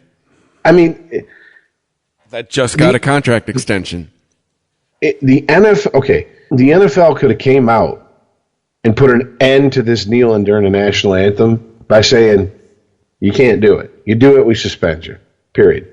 You don't want to stand for the national anthem, keep your ass in the fucking clubhouse till the national anthem's over. But you're not going to come out and you're not going to use our sport as a fucking platform for your agenda, period. That ended it. It had got people arguing, and there'd have been a lot of idiots saying freedom of speech, and a lot of those idiots would have to be educated that your employer telling you can't do something while on the clock, that's not restricting your freedom of speech. It's the government making a law saying you can't say something, and the freedom of the press to report, and the government saying, no, you're not allowed to report that. That goes against the First Amendment. And the one thing I didn't understand about the protests or the general attitude of the NFL is, I know it sucks when you're on the other end of this, but you know how they kowtowed all the protesters and we don't want any boycott. How come they have just not taken the attitude of okay, well, what other professional football league are you going to watch on Sunday? Why? I don't understand why that hasn't come down. We're going to run our league our way. We're going to tell our players what to do. And if you don't like that we're telling them that they aren't allowed to kneel, then I invite you to tune in to your other professional football team on Sunday. Yeah, watch Canadian football. Yeah. I'm not advocating for that, but it would have put an end and it nipped this shit in the bud to where it wouldn't have been 1.5 seasons worth of horse shit. Yeah. All right. And then everybody who fucking supported Colin Kaepernick could have still gave him his Sportsman of the Year, all the awards. He could have still had all his speeches, whatever the fuck. In fact, it would have probably garnered him more sympathy because he'd have been a martyr. But they didn't do that. They were reactionary instead of being proactive. Same thing with fucking same thing with the fact that they're putting matchups that no one wants to see in the marquee time slots. What the fuck is the point of having a flex schedule if you're not going to flex it the proper way? Period. I can't put this on the feet of the fans, or I can't lay this at the feet of the fans. I can't say it's the fan. Well, it's fans' fault. It's bad fans. No. No one wants to watch a shitty fucking game. Period. I don't. I mean, it's all there is to it. And there's been way too many shitty matchups on Monday and Sunday Night Football. Another thing is they're getting greedy, and this Thursday Night Football is really starting to fuck with players being able to play the best they can and stay healthy. Period. Yeah, John Harbaugh made a comment that he hopes that his fans can make do and adjust their time schedule to be there because the NFL didn't put a Sunday night game in for them. Well, I mean, if you think about it, you play Sunday and then boom, you got to turn around and play Thursday. All right, I get doing that for Thanksgiving because, once again, it's a day that most people have off. Most people are going to be gathered. It's a perfect time to have a couple football games, all right? But when you do it every fucking week and you have teams that sometimes will be on, Monday Night Football and Thursday Night Football a few times a year, you're fucking with their ability to play and heal up from the game. Anybody who's played football, even high school football, knows the day after you play, you're a sore motherfucker. Ice pack and heating pads. Exactly. I mean, that's all there is to it. So if you play on a Sunday, you don't even get Monday to rest up. You're already back in fucking going through walkthroughs. God forbid you got a taskmaster as a coach. He's got you in full pads out there for practice. Now, what's going to happen? A higher chance of injury. That's not what the NFL wants. And when they have people like Drew Brees, who, whether or not he's still a marquee draw in the game, he was not that long ago, he should have earned enough fucking respect for his opinion on Thursday night games to be taken seriously. They blew it off. They back-channeled the whole, he's just being a pussy thing. You really think Drew Brees is a pussy? Let's be honest. You think anybody but a kicker on that field's a pussy? Pussies don't make it to the pros. Period. I mean, that's all. And you can argue that a kicker, and look at Aguayo or whatever the fuck his name was. Your boy. You have to be. Yeah, you might not be able to fucking put as much weight up on the bench, but you got to have a strong mind to go out there and nail it every time. Because if you get lost in the inner workings of your own doubt, you end up having a career as short and as infamous as he did. I mean, move it to Saturday night, NFL. You want that extra game? Saturday night. Well, the bitch there is now we're competing with college football. Well, here's the deal: if you're the big bad fucking swinging dick on the block, you shouldn't have to worry about competing with college football. Yep. But the problem is college football this season was much more compelling to watch more times than most of the marquee games. Yep. It wasn't decided by the fucking refs. Well, and all the key players weren't injured either. I mean, for all the shit college football gets, how there's a lot of uneven matchups, and there are, no doubt, it's still more compelling to watch. The local radio duo who ran a radio show here in Detroit for 20-some years that we took our name from, one of their the term Sporgy was, it's when you have a bunch of different sports all on the same day. Those guys used to watch every fucking game they could and talk about it on Monday. Now, it's like, I watched the Lions until it got out of hand. And, Sports gets a good 10 minutes from them, maybe. Yeah. And they all say the same thing. They rather watch college football. That's a fucking problem in the NFL. And what pisses me off is that the NFL is offering a substandard product, and eventually they're going to try to get this narrative going that it's the fans abandoning the sport. It's not the obligation of the fans to appreciate a shitty product. You abandon the fan. Exactly. I mean, if I'm trying to sell you something that you've been buying from me for years, and all of a sudden I start selling you an inferior version of it, and you go, fuck it, and go to somebody else who's offering the same quality version that I used to sell you, how can I be mad at you? Well, I mean, that's true. And it also, you got to stop confusing the fans. Rich, you full-heartedly believe you have the rules at hand and know for a fact that it wasn't a catch with Jesse James. And I'm telling you the same thing. I firmly believe I have the rules at hand, and I firmly believe, according to their rules, it was a catch. Now, that's the way America is across the board with that thing. You can't confuse them. It's a cut and dry. This is black and white. There is no gray, or there shouldn't be. That we agree on. There shouldn't be, because I feel like I'm in the gray area. Because if I had to make the call, that's a catch. But according to the rule, as read by the official from the NFL in response to all the outrage, it wasn't a catch. Well, then you know what you do?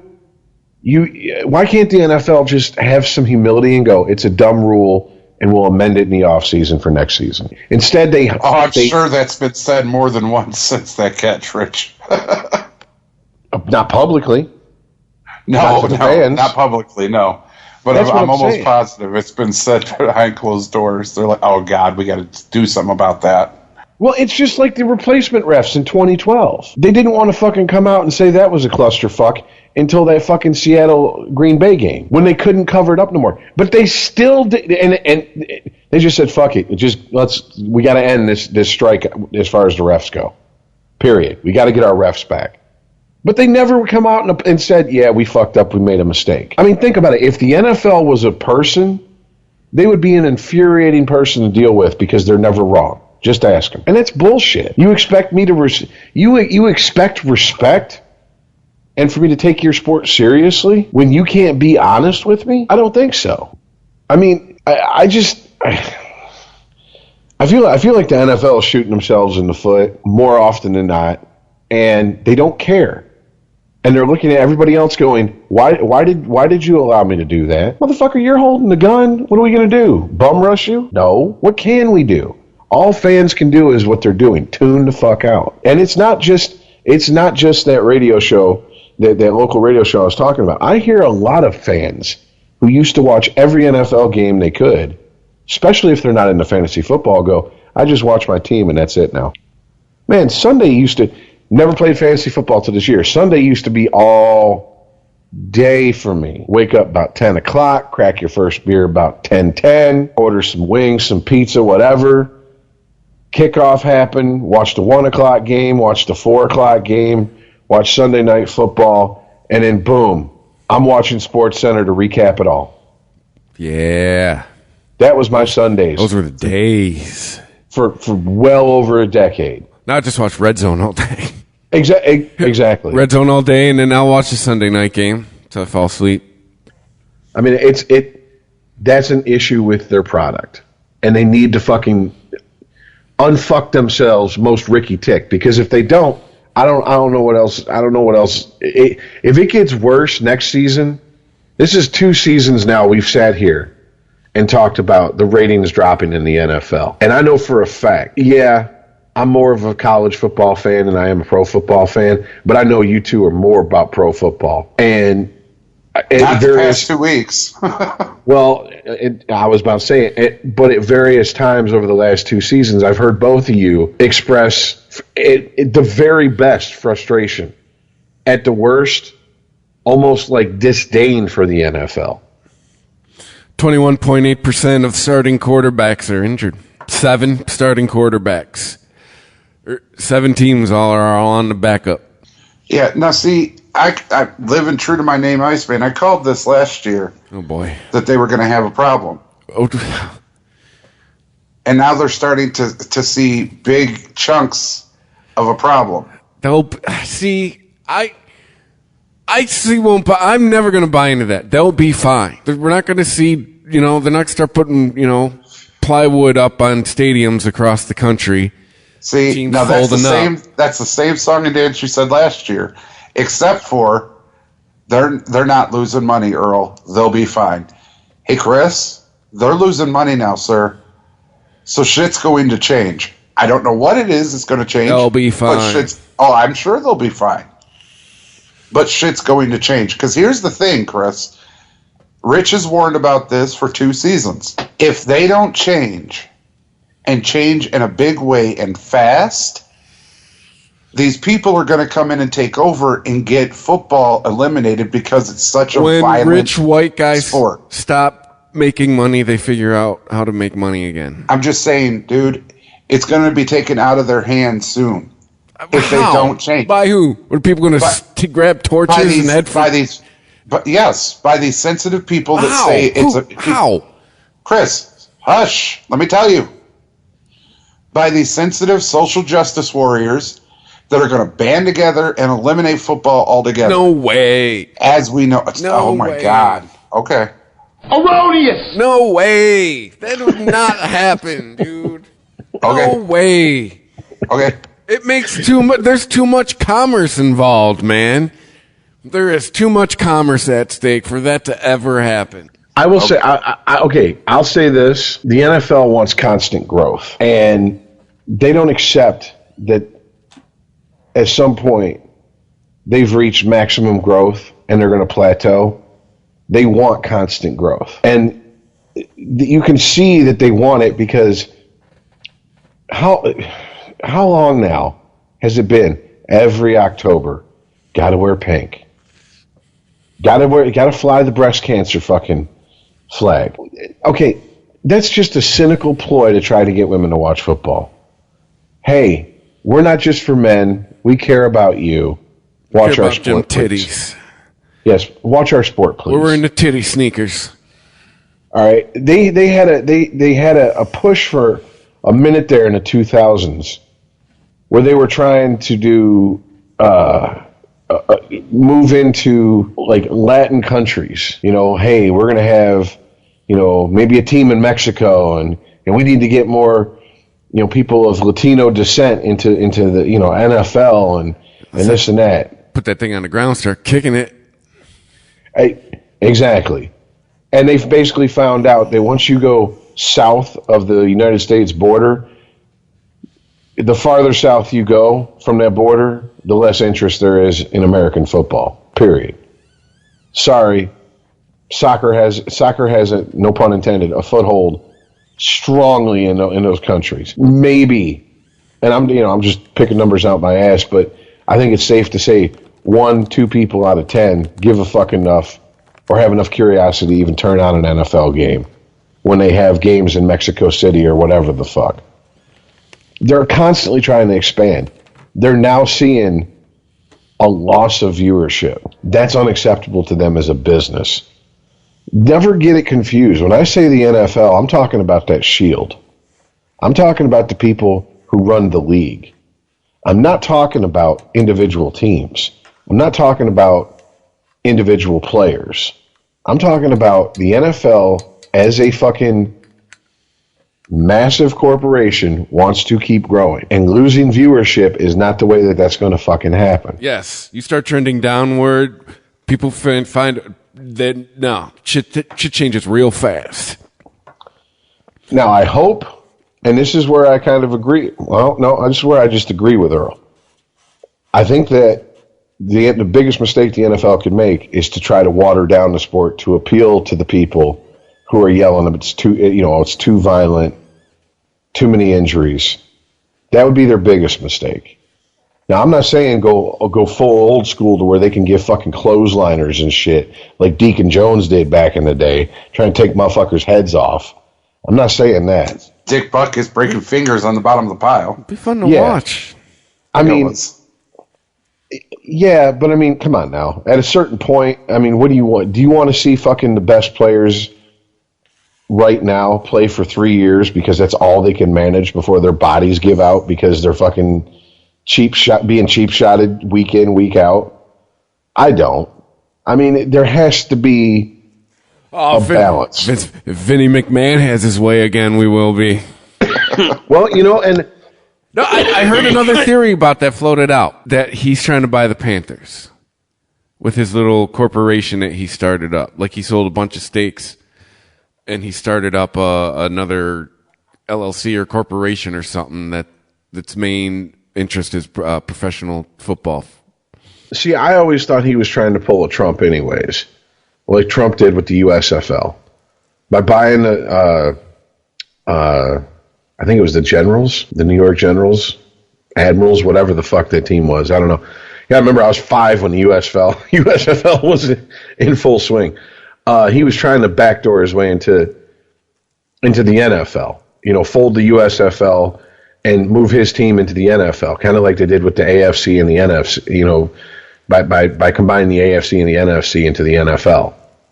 And it just didn't work. I thought that's what he was trying to do with the XFL and didn't work. And it kind of makes sense if that's what he's doing now, trying to backdoor his way into getting himself as an owner of an NFL team. So be it. But here's the thing.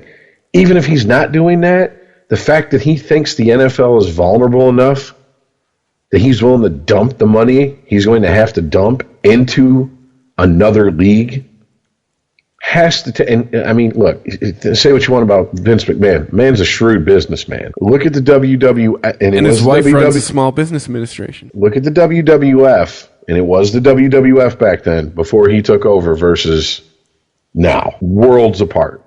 With the pandas and shit. Wait, I mean, wrong one. Wildlife Foundation. When I was a kid, WrestleMania hadn't even happened. You got 1 hour of wrestling on channel 50 or 20, and maybe an hour on like channel 7 or 4. No, you had Saturday morning. You had channel 2. Was it channel 2? Yeah. When channel 2 was still Fox or not Fox, but CBS. Yeah. Yeah. But you get what I'm saying? I mean, now you have Raw. You have SmackDown. SmackDown. Yes, thank you. You got NXT TakeOver. I mean, that's. Hey, check out World Championship Radio, ChristopherMedia.net. If you like wrestling. Not a big fan of wrestling, but I got to admit, it's a lot fucking bigger now than it was when I was a kid, and it wasn't tiny when I was a kid. So, I mean, I don't know what the answer is for the NFL, but I know what the answer isn't. And if they keep going down this fucking road, they're going to keep losing viewership. And that's unacceptable to businessmen who have one goal in life, and that's to make a profit. Somebody's head will roll at some point. Yeah. Rich white guys, when they stop making money, always figure out a way how to make more money. Now, we might get a good thing out of this, which is Goodell get the boot, because the whole defense of Goodell was Commissioner Jerry. The owners want him there, and as long as he makes the owners money, well, if the owners see their profit margins shrinking, what's the easiest solution in their mind? Get rid of Goodell. Yeah.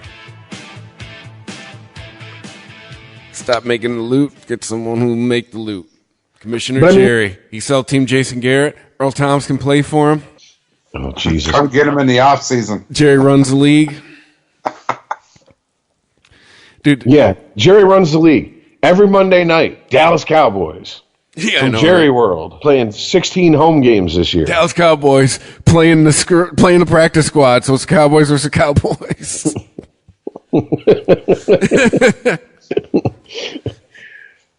I heard Jalen Rose made a great point about the NFL.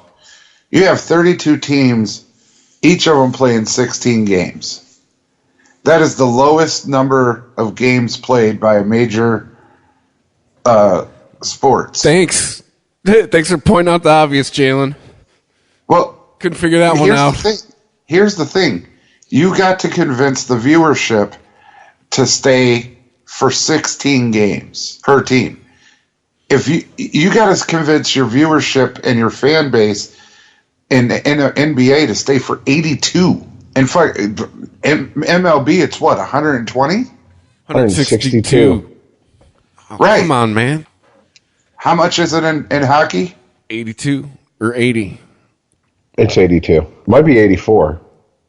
I think actually, I think NBA and NHL are both the same amount. They're both 82. Now, here's the thing, Chris. Here's why I pointed it out. You've already got the lowest number of games played in any sporting league in your NFL.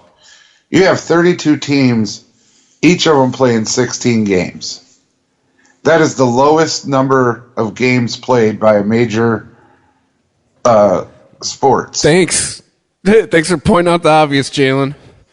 Well, couldn't figure that one out. Here's the thing. You got to convince the viewership to stay for 16 games per team. If you got to convince your viewership and your fan base in the NBA to stay for 82. In fact, MLB, it's what, 120? 162. Oh, right. Come on, man. How much is it in hockey? 82 or 80? It's 82. Might be 84. I think actually, I think NBA and NHL are both the same amount. They're both 82. Now, here's the thing, Chris. Here's why I pointed it out. You've already got the lowest number of games played in any sporting league, and you're losing viewership in it. That is huge problems in your league. I mean, define huge. Is my, like, I don't think anybody's scared at the moment. I mean, trust me, I'm sure they're going, hey, 5% of our viewership. But I mean, I don't think it's in danger. I don't think it's time to, if you're Roger Goodell, we're not, I mean, I don't think there's a panic button being hit. I think there's definitely, it's time to start going, hey, there's a problem. Well, here's the thing. I don't think there's a panic button hit. But I definitely don't think there's going to be any vacations taken by the top executives in the NFL until this shit's fixed. Like, they're not going to call into the office and, I'm in, the Bahamas for a week. I'll be back later. Well, I mean, right now the ball's rolling. We're coming into week 17. Goddamn already. Let the season play out, and I guarantee you that, I hope there's some things that they have to address in the offseason. They have to. Like, they got a big pile. There's a whole big pile of shit in Goodell's to-do box for the offseason. Uh-huh. So can we talk about the games? Yeah, let's do it. Thursday night, Ravens, Colts. Any surprises?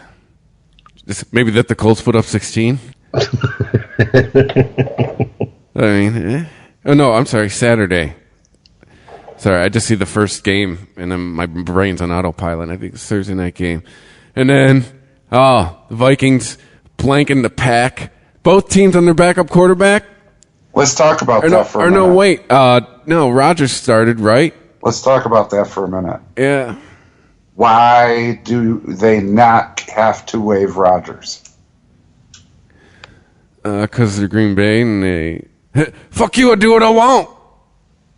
I mean, we talk about Jerry's world and all of that, but for really, by everything I've read, they should have to waive Rodgers. Did he play? I'm looking at the stats, and it's got Brett Hundley as the game leader for Green Bay. Did Rodgers play? Like, was he ever activated from the IR, I guess is my question. Yeah, he played. Because I did not watch. He did play? Yeah. All right. Hold on. No, he didn't play this week. He played last week. Oh, that's... He played in yeah, Carolina. that's right. Yeah, that's right. And it was one where they had officially eliminated him from the playoffs. So they said, see ya. Yeah, his last game was last week. Yeah.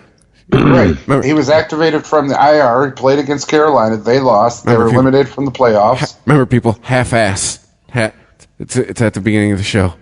And they it's also 4 a.m. And then they threw him back on the IR. Right. So again, why is he not released? Because they're the Packers, and fuck you, we do what we want. Here's what I don't understand. Why not just fucking say he's not starting? Why you have to put him on IR? Who are you bringing in to fill his spot? Nobody. No one's replacing Aaron Rodgers on the Packers. Maybe it's something with how they have to pay him or something like that. I don't know. I don't either, but I know the rule is you have to have a new injury. Once you come off IR, you have to have a new injury that's going to keep you out at least 6 weeks to be placed back on IR. I mean, I can tell you this. His fucking stat line. His pride was hurt? His stat line in that Week 15 game against Carolina, not very Rodgers-like. I mean, homeboy threw 3 touchdowns, 3 interceptions. You look at the previous 2 games he played. First of all, you look at his season, he only has 6 interceptions. He threw half his interceptions for the season in that game. Yeah. I mean, maybe if it was came back a little earlier. That's what I'm thinking. Was it a case that they brought him back early to try to win because they knew that was a must-win game for their playoff lives? But if that's the case, then why risk the fucking to-do, which is what they've started by putting him on IR? Just say, he's not 100%, we're going to start our backup quarterback. They can't do nothing for that. Look, you don't have to start Tom Brady just because he's on your roster. It's a good idea. It's a good idea, but you don't have to.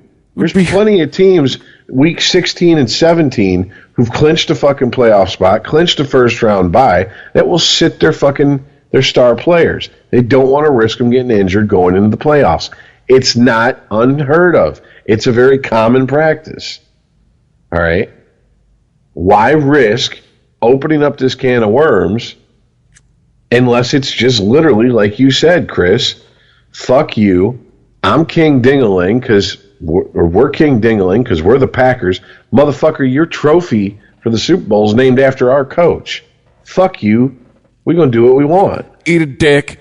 See you next season. Love the Packers. Yeah, the NFL came out and said they're not going to force them to release Rodgers. That's see, Chris, this is the shit I'm talking about. It's NFL as a whole. But you can pick and choose what rule to follow. You get me and Rich arguing if it was a catch or not because I'm following one set of rules, he's following another set. Green Bay Packers don't follow any fucking rule. It's a fucking rule. Well, if he's not hurt, if it's not a new injury that's going to keep him out at least 6 weeks, you got to release him. Period. Black and white. Well, 5% of people who watched last season have chosen to say, fuck you, I'm not watching. Well, I can't believe that anyone who had any part of the decision to throw him back on the IR didn't know that this could be brought up. Because if they didn't, and they're high up in the Packers organization, they need to be fired. I mean, this isn't an obscure rule like the type of rules Belichick loves to exploit. This isn't, straddling the line. This is flat out breaking a rule. And basically Green Bay going, what are you going to do about it? Step into my office. Why? Because you're fucking fired. I mean, honestly, that's what it is. It's just fucking, what are you going to do? And it's... Take away the Green Bay Packers from Green Bay? Yeah, go ahead. I mean... let me see you try. Yeah, exactly. You want to see some pissed off, doughy white people. Ooh. Yeah, try to get Green Bay out of, or try the Packers out of Green Bay. You want to see some loyalty? Take the Packers from their cold, dead hands. Yeah, literally. That entire town prides itself on the fact that There's your pitchforks and torches, Iceman. No, that they kind of, but not really, but kind of own that team. I mean, it's like they're, the whole city of Green Bay. We own the Packers. Like the citizens, they pride themselves on that shit. Yeah, they bought even though shit. Yeah, even though they don't really own the team, but whatever. You close on a real estate deal in Green Bay, you get a fucking certificate through stake of ownership. Here's your complimentary cheese head. Yeah. I want my fucking ring. But no, it's a good question because I gotta admit, when I first heard the bitching and complaining, I had the same thought Chris had in the group chat. Oh, what shit team is trying to get Rodgers off of waivers? What is this? Cleveland bitching about this? Yeah. Houston going, oh, that's a bunch of bullshit. No, everybody. I mean, I just was like, Jets are like, hey, that's unfair. But once again, this is your week, Iceman. At least when it comes to me, I gotta agree with you. This is just one of them things. It's like, how the fuck are you gonna throw that middle finger that far up in the fucking face of the NFL and the face of the fans? I mean, that's essentially like you have a kid who's like 3. You walk in the kitchen and they got a chair pulled up to the counter. They're elbow deep in the cookie jar, and you're like, what are you doing? Nothing. All right, check this out. Linda, listen. Listen, Linda. Linda. It's 4:08 in the morning. Putting on my tinfoil hat. Crazy fucking theory here. What if they release him in the offseason? No, that's not going to happen. What if they're like, yeah, whatever, put up this big stink because we're going to release him in... I don't know. Maybe there's a method to the madness? No. No. This is wild and reckless speculation. But I did hear a few people online when this discussion come up in the comment sections talking about this. Maybe he's injured a lot worse than they're letting on. And maybe they're kind of like, yeah, you're our best hope it would go into the playoffs this year, win this game for us, and we'll take it on a game-by-game basis. And he didn't win that game. And this might be the type of injury that might be career-ending. Like Andrew Luckish? Yeah. Where it's like, we don't really know if he's going to be able to come back. I don't think Andrew Luck's going to play football again. The rumblings I hear is, a lot of people in the know who have the inside line with that team are like, yeah, they're kind of looking for his replacement. He's missed the better part of 2 seasons. Oh yeah, I mean it gets to a certain point where it's like, yeah, Greg Oden's on the roster, but we don't expect him to fucking play. You know what I'm saying? I mean it's just like, yeah, until it's time to cut bait, they're not going to do so. I mean they held on to Peyton Manning for what, a season that they really didn't have to. Yeah, with this whole neck thing. Yeah, they could have cut bait with him and fucking let anyone pick him up. They just didn't want to do that. They wanted to give him a send off. And then went and sent him to a team where with that offensive line, any of us could have played quarterback. Well, I mean, he took him to 2 Super Bowls, got embarrassed at one, won the other one. Yeah. For the record, I highly doubt Aaron Rodgers is going anywhere. He'll retire as a Packer. I don't think he's going to pull a Favre. Favre. All right. Well, let's. I don't know, guys. That type of shit not just the referees, but that type of shit where they could just go, so I broke a rule, so fucking what? No, it's not so fucking what. You fucking millennial attitude having motherfucker. Oh boy. I'm not as fired up about it as you are, but it was a head scratcher for me where I was like, why the fuck would they even risk inviting that controversy? I don't see what they got out of that, unless it was just literally a power move to flex on the fucking NFL and be like, what are you going to do? Yeah. And if that's the case, then the NFL's got a lot more problems behind the scenes than we know about. If you have the Packers basically flexing their nuts on the NFL just because they can, there's a lot of shit. At that point, I would say any conspiracy theory is up in the air and could be legit. Because I can't imagine a situation where that's damn near like mutiny. I mean, seriously. Well, I mean, combine this with the Jerry Jones fiasco of calling for Goodell's head. I mean, yeah, but Jerry Jones isn't sitting in as favorable a position as he was at the beginning of the season. Well, he's gonna be commissioner with the rest of the owners in the NFL. There was a lot of people behind the scenes, and it was reported from a lot of anonymous sources, which people go, well, if it's anonymous, how can you take it for real? Because it's Jerry Jones. And do you really want to put your head on the chopping block while he's holding the axe? I don't. I wouldn't. But I don't even want to be in the same city when he's holding an axe. Mm-hmm. I mean, there's a lot of people that were like, he pretty much needs to shut the fuck up. Like, it's not about you, Jerry. And that's not going to happen. You can ask Jimmy Johnson and, I always forget the coach who took over for Johnson. Switzer. Yes, thank you, Barry Switzer. You can ask those two how getting into a big dick contest with fucking Jerry Jones, how that turns out for you. Bye-bye. Yeah. Hey, let's move on to the Sunday games. The shit show of the week. Bears over the Browns. No surprises there. Damn it. The fucking, for both teams, it's mercifully this season comes to an end this Sunday.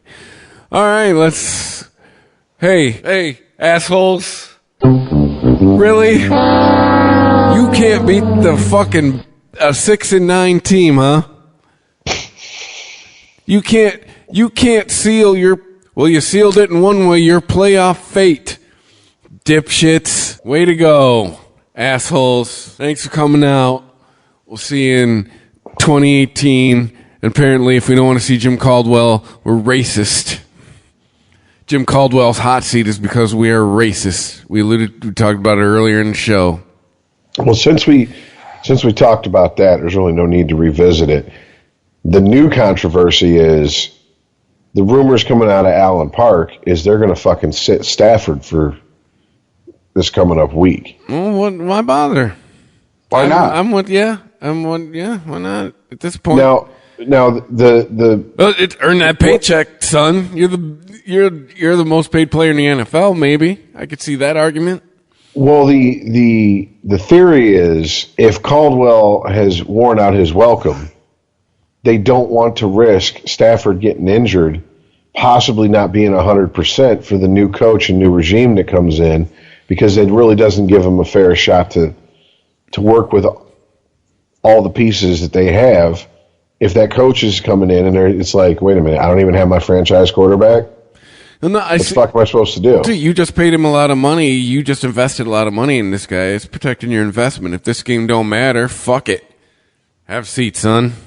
Well, I mean, go get a nacho hat.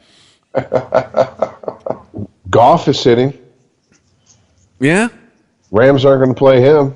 Yeah, if your division's clinched, if your game don't matter, if your game doesn't matter either way, win or lose, if you've already got your division, or if you're not going to make the playoffs, yeah, fucking, you invest a lot of money in these guys. Have a seat, take a breather. Let the guy who's rode the pine all season, get some TV time. Hey, Mom, I'm starting this Sunday, I mean, because it is a two-way sword. it cuts both ways. Because if you remember, in the 2007 season, last game of the season, the Giants played the Patriots. And I'm talking last game of the regular season. Giants played the Patriots. And the Patriots started all their fucking stars. All their starters started. And the Giants gave them a run for their money. But they also said, because they started their starters, because they ran their fucking plays, instead of just throwing the backup guys out there, when they met them in the Super Bowl, they were like, we got you now. Even Belichick, fucks up every once in a while. He didn't change up the playbook enough from the regular season to the playoffs to go in and win that game, which everybody was saying the Patriots were going to win that fucking game. Yeah. That was to become the new 72 Dolphins. I mean, and if you remember, that Super Bowl was low scoring and stayed that way for most of it. I mean, that was two teams basically butting heads. That was a fucking old school battle. That's the Manning versus Brady nobody talks about. So, I mean, it does work both ways. You want to be careful because you don't want to show your hand too much. Because if you are playing, granted, they played this last week. You got the Falcons and the Saints. There's a very good chance they're going to meet up in the wild card round. Mm-hmm. All right, now, if one of those teams had clinched, I think it only makes sense to sit your fucking starters and run the second fucking string guys out there. Yep. And run a very safe, banal, predictable pedestrian playbook and save the fucking, the razzle-dazzle shit for the playoffs. Especially because the fucking Falcons shouldn't even be in the fucking playoffs this year. That is a team that literally backed their ass up into the playoffs as far as I'm concerned. If the Saints meet the Falcons in the wild card round, I mean, I understand the Saints wanted to win that game, so they had to throw out everything. But if you have your way, why not throw out your second string guys and throw out the bullshit playbook? Case in point, you're not doing an onside kick to start the second half in that game. So throwing all the trick plays and shit. Yeah. But no, and then what I wanted to ask Iceman is, well, let me say this first. The rumor is, at least tonight, listening to local sports talk, that if Stafford doesn't start, that decree that he not start came down from on high. Oh, from Martha. To, well, it was either Quinn or it was either Bob Quinn or Martha Ford, right to Caldwell's ears. Now, if that's the case, I think it's pretty safe to say if Stafford starts the game on the bench, that Caldwell won't be back next season. That's what they were getting at. Now, having said that, I'm sorry, go ahead. I'm not sure that's the case. I think he has a shot at being back next year. The reason I'm not down on Caldwell is I don't think it's his fault. Injuries plague the fuck out of the Detroit Lions. We talked about it all over the league, injuries here and there, and superstars being out, Aaron Rodgers, Wentz, everybody's out. But for the Lions, everybody's out. We lost Haloti Ngata early in the year. That was our biggest run stopper. Ezekiel Ansah's been on and out, on injury. That's our biggest pass rush. The offensive lines for the Lions has taken huge hits. Even the biggest trade we made with TJ Lang, even he was injured. So, I mean, when you talk about the 14-2, it could have been a thing, but between the injuries and, well, it's the fucking Lions and they found a way, I don't think it's Caldwell's fault. So I think they might give him one more year. But he needs a healthy team. And here's the thing, okay, because I've been a football coach as well as a player. As a coach, you have to prepare your team, okay? That means in the offseason, they can't be out on a yacht. They can't be on vacation all offseason. They have to be training. They have to get their bodies physically ready to go, okay? They have to get into they can't take a vacation mode. In the offseason? They beat the fuck out of themselves 8 months out of the year. They can't take a couple weeks, go to Bahamas? Very small one. Very small one. Have to get home. Make all that money, go spend a little bit of it. If they want to win, they have to come home and get ready to play. No, bro, clearly in your camp this week. It's very strange. It's supposed to be opposite week, and I didn't get the memo. All the best players will tell you that football is no longer what it used to be 30, 40, 50 years ago. It is you have to keep up on your conditioning and your training, even if you're not with the team, on your own all year round. And the best players do so. So, I mean, I'm with you. My thing is, if they bring Caldwell back, what is the condition they bring him back under? Making the playoffs isn't good enough anymore. You have to win. Well, the argument with Caldwell is he's got the best record of any coach in Lions history. He's done more than any coach in Lions history except win a playoff game. Here's the issue. Okay, you've elevated the team, but a lot of people think he's plateaued. He's taken him as far as he can go. He had the division gift wrapped for him last year, and he blew it. He pretty much had it with the schedule gift wrapped for him this year, and he blew it. And Aaron Rodgers missing. Yeah, I wouldn't argue so much the division gift wrapped as nobody saw the juggernaut that is the Minnesota Vikings coming. But especially with a backup quarterback and a backup tailback. But they at least had the playoffs gift wrapped for them this year, and they still blew it. This is bye. I'm a believer in the theory that a great coach can plateau with a team to where the team just isn't responding in the right way anymore, and you need to maybe shake it up. Case in point, Tony Dungy in Tampa Bay. I mean, I think it's very rare that you can go from Bill Cowher to Mike Tomlin. I was going to say it really is late. I'm starting to get tired. Almost drew a blank on Tomlin, and continue the success like that. I don't. That's the exception to the rule. I think more times than not. Like the shit with Jeff Fisher, he took a lot of shit by saying, "Yeah, okay, but I set this up. Those are my guys."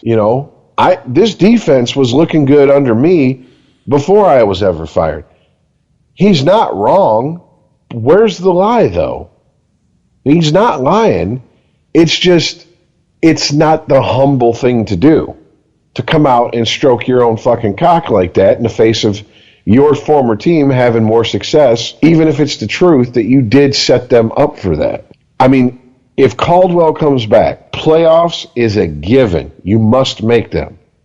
And I'm going to say you have to win the playoffs because, yeah, he has the best record in the Super Bowl era of any Lions coach. However, when you look at his record against teams 500 and above, it's fucking dismal. And that is a problem when you get in the playoffs because you're not playing pedestrian, middle-of-the-road, 40-degree day teams. You're playing the best teams that season has to offer. That's my beef. Mm-hmm. And that's how come when Tampa Bay made the move to get rid of Dungy, was I bummed? Yes. Was I pissed or upset? No. I understood it. And I think all the stars aligned for him that season because they got Gruden from Oakland, and then they met Oakland in the playoffs, and Gruden had their fucking playbook down cold because they didn't fucking change it up, that's Oakland's. Sorry, Mikey B. Somewhere you're pissed off because I just said that. That's Oakland's fault. Don't know what else to tell you. That's just like if the Steelers and the Pats meet in the playoffs this year, and the fucking Pats know the fucking Steelers' defensive playbook. That's on Mike Tomlin for not changing it up. And that's also on Mike Tomlin for cutting Harrison. Where the fuck did you think he was going to go if he wants one more Super Bowl before he retires? Well, supposedly he wanted to leave. Yeah, he asked them many times throughout the season, I know you want to play your young kids, so that's fine, just cut me. No, we got a role for you. It wasn't a role he wanted to play. Yeah. I mean, I know we're jumping from one to another, but the bottom line is he didn't walk from that team. He was cut. Doesn't matter if he asked. Brett Favre wanted to be fucking cut, and he wanted badly. When Green Bay was like, okay, Favre, it's time. He wanted to be on an NFC North team so he could come back and bury his very fucking average-sized dick dead in the ass of the Green Bay Packers. And what'd they do? Sent him to the Jets. As soon as he could get out of the fucking AFC, he came right back to the NFC North. And what did he do? Met him in the fucking NFC championship game. All right? He got his wish, and he fell short. But the what happens when you're average? I don't know what to tell him. You come up short. He couldn't hit the G-spot on a 50-pound pussy. But no. Before we get too far away, though, Rich, I think Caldwell's coming back. I really do. If he can... Now, here's the thing. Like I was saying, it is on him to discipline his players. They have to get in the weight room. They have to get conditioning. They have to get their bones and everything ready to play. Okay, that's part of his job. Now, if they being the Lions, go through another season like this with injury prone and problems, and there's no effort until the fourth quarter. Draft better, acquire better, have depth. Hey, I think it's probably Bill Burr, because it sounds like a Bill Burr point. The Patriots have like the last pick every year and still manage to fucking be awesome. Like, build a better team, I guess, is what I'm saying. Man, the Patriots draft like the 90s Red Wings drafted. 90s Red Wings traded away all their fucking high draft picks, and they went out and got Datsuk, Zetterberg in the way late rounds from fucking the middle of nowhere. Everybody else was concentrating on on North American players, and they went over in Europe and they got fucking diamonds in the rough. And that's the Patriots. I mean, that's just all there's. The sun, fuck, the sun shines on a dog's ass every once in a while. The sun constantly shines on the New England Patriots since 2001. Hang on. You can't do that. It's B&B show there. How many times have we said Brady makes a superstar out of nobody? That's true. But it's Belichick who sets him up in the system that allows him to do that. But it's also that front office who lets people make decisions that maybe other teams would step in and go, oh, we don't think so. Culture of winning. Right. So it doesn't matter who they draft in the Patriots.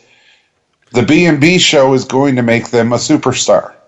Yeah, but they need the pieces to put into that system. Okay, here's all I have. Here is my proof that the Patriots, from the front office down to the fucking long snapper, are living a charmed life. Tell me who the Patriots have cut who's come back to fucking prove them wrong that they shouldn't have cut him. Underneath Belichick. Danny Woodhead. Really? The fuck out of here. Really? You can make a better case for LeGarrette Blount than you could Danny Woodhead. Get the fuck out of my face with that shit. Man, I was a fan of Danny Woodhead ever since the fucking... Jesus Christ. Were you a fan of Darko Milicic because he was the only white boy on the Pistons too? No. Seriously? You had to watch the... Danny Woodhead... The only thing Danny Woodhead's good at is getting injured every season since he's been pro. He's a fucking little guy. Motherfucker, Barry Sanders wasn't no giant. No, but he had the legs of one.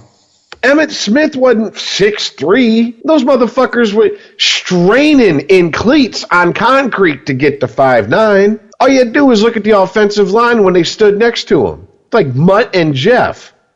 I mean, dude, come on now. I would have given you LeGarrette Blount. Danny Woodhead? It's suspect as a motherfucker, man. But okay, but there you go. Okay, fine. Fuck it. I'll give you both of them. How many players have been cut since 2001? And those are the two best examples of guys who've come back to bite them in the ass. That organization knows what they're doing. And they're cold and calculated. And I don't think they're assholes about it. I don't think they're the New York Yankees about it. I think they're like, we won when you were here. We appreciate what you did, but we're moving forward. No hard feelings. It's just business. And I think because they're that good of an organization, most players go, I get it. I appreciate you giving me a ring or giving me a chance to get a ring or two. Now I'm going to go cash in on this fucking name that you allowed me to make underneath you. What the fuck? Wes Welker, the fuck has he done since he left New England? Besides cash checks. I know, That's right? it. Exactly. Come on, man. That's why. That's Danny the whole. Woodhead. That's the whole reason the Lions picked up Bob Quinn, because they were hoping some of that fucking New England magic would rub off on him. That was your I'm still like trying to wrap my head around, like, you had your moment. You guys You said had Danny to Woodhead. Hang on. You had to watch Hard Knocks. I fell in love with that kid when he was in the Jets Hard Knocks series, and they I caught don't him. give And I a was like, fuck. He spent most of the season in Baltimore injured this year. Like, he spent most of his time in San Diego injured. Like, okay, I was just pulling for the little guy. most of his time in New England injured. I like the little guy. I don't care what you say.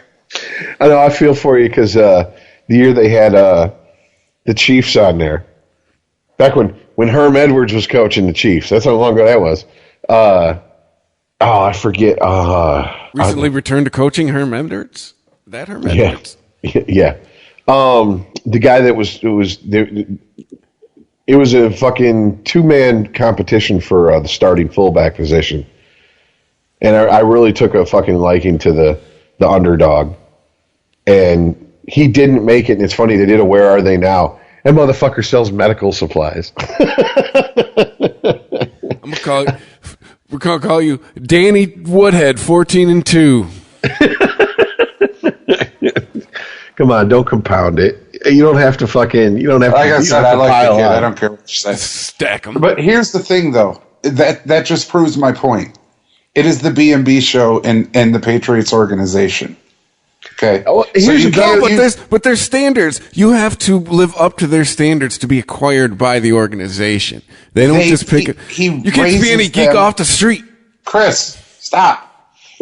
Brady raises the level of everybody on that field to his level. Okay? Regulators. Yeah. No, but it's the system, man. Like, if Tom Brady would have been retired 5 years ago had he been drafted to the Lions, because he'd have been all beat up and getting sacked so much. Totally agree. So you can't compare what the Patriots do to what the Lions do. The Patriots can draft anybody, and we've proven it just right here. Edelman, Blunt. No, but you have to. But there is a standard you have to live up to. Like, you have to be able, because the system proves once we're done with you, bye-bye. Second example, Wes Welker, hey, money's on the dresser. We're done with you. See ya. Garrett Blunt, bye-bye. Well, it's a little too early, but this question has been raised. Did the Patriots fuck up by getting rid of Garoppolo? Oh, the new GOAT. He's undefeated, and he's undefeated as a starter. He beat Joe Lewis's ass. Well, I mean, okay, I know Brady wants to play till he at least said publicly 45, and that's an admirable goal. Good for him. Everybody's got to have goals. Tom Brady's going to play till he can put his head on a robot body. The odds of him playing until he's 45 and dominating are really stacked against him, period. Well, no, they're really stacked in his favor, Rich. If Belichick stays, that's getting what at is talking about. what I'm getting at is that I don't care how many chocolate bars he doesn't eat. Or strawberries he's never tried. Yeah, your body, you have to accept your 40. Okay, your body is going to demand it of you eventually. I'm 40! And I don't care what his fucking nutrition regimen is. I don't care how easy Giselle goes when she's pegging him in the bedroom so his butthole doesn't get hurt. It does not matter. There's going to be that one hit. His body's going to start to break down. That's just the nature of things. The 5 more years in the NFL is probably equal to like 10 years for a 60-year-old on an oil rig somewhere. He's a die when he's like 50. I mean, That's what I'm saying. I'm not saying if he stays healthy, I'll give him till 40. What if he's got a blood boy? He's got a blood bag strapped to the front of his car. If he stays healthy, I have no doubt that he could play till 45. My doubt is that his body, the odds are his body will betray him. And if it doesn't, good for him. We got 5 more years of fucking at least the Patriots being right there in the mix, and I think that the Patriots have become the New York Yankees. If you're not a Patriots fan, you root against them. You really hate on them. They're the bad guy. The NFL needs that, just like the Major League Baseball needs for the Yankees to be good so people have a team to root against. There's a crazy clause in the backup contract for Tom Brady. If you're his backup once a week, he has to, every Monday you have to transfuse your blood into Tom. He's got to feed. Yeah, you guys got to trade blood every Monday. He needs the blood of a younger man in his body. Keeps him young. Tom Brady sleeps upside down, hanging from his feet, wrapped in his own wings. Yeah. But no, seriously, all jokes aside, I mean, he can't play forever. That's just reality. And the Patriots seem like they gave away his successor. And I mean, that might be... He's just running up his price tag for when Tom retires. Oh, you want me to come back, huh? Well... I mean, it'd be like if Green Bay said, fuck it, we're going to stay with Favre and traded Aaron Rodgers. Whoops. And Aaron Rodgers went to the Dolphins. You know what I'm saying? A team, it's like... Because, let's be honest, Garoppolo to the 49ers, we were like, how bad is he going to get killed? And it's been quite the opposite. Yeah. So if Rodgers had went to the Dolphins and turned that franchise around... beat the Jags. You know what I'm saying? I mean, Green Bay would have to be going, oh, fuck. All right, Favre, time to start fucking taking those Vicodins again. We need you to play until you're 45. Yeah. Because, goddammit, we just traded away the future. I mean, I don't know. Like I said, it's early. I'm not saying that he's going to come back and bite them in the ass. He's not even in the same fucking, conference as them. But it's late in the season. Don't know if everybody was playing to the full potential. Or was even capable. I mean, at this point in the season, every player on that field's playing hurt, period. You're a starter, you're playing hurt. All there is to it. There's no way you're unscathed week 15, week 16, week 17 in the NFL season. I don't give a fuck who you are. So, I mean, that's just unless you've been riding the bench until then, that's just a fact. So, next season could be a clusterfuck. And it's happened. We've seen it before. Was it, Matt Castle? When Brady went down with the knee injury. Yeah. Dak Prescott. He was going to be the new hotness. Dak Prescott, who's not going to the playoffs thanks to the Seahawks. Who was the new hotness last year. Yeah. Zeke's first game back. Whoops. Yeah, and what the fuck what was it, Earl Thomas running over to the fucking locker room and telling Garrett, come get me? That's a man who is not happy with his current employer. Excuse me, sorry, I don't mean to cough in your ear. I told you guys last week that secondary is a clusterfuck in Seattle. There is dissension in the ranks, big time. And Pete Carroll is not a taskmaster. He's no Marty Schottenheimer. He's not going to jerk a knot in them guys' ass and get them to all fucking get in the fucking formation.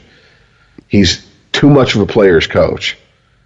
This could be the beginning of the unraveling of that fucking defense. And I mean, I know the Legion of Boom has been declared dead on and off at various times the last 2 seasons. This is open revolt. The game ends and he, in front of reporters, goes into the opponent's locker room, says it, comes back and confirms he said it to the fucking reporters, has no shame about it. Does not care. He is checked out. Yeah. That's... there's been a lot of head scratching. What the fuck is going on? Shit this week in the NFL.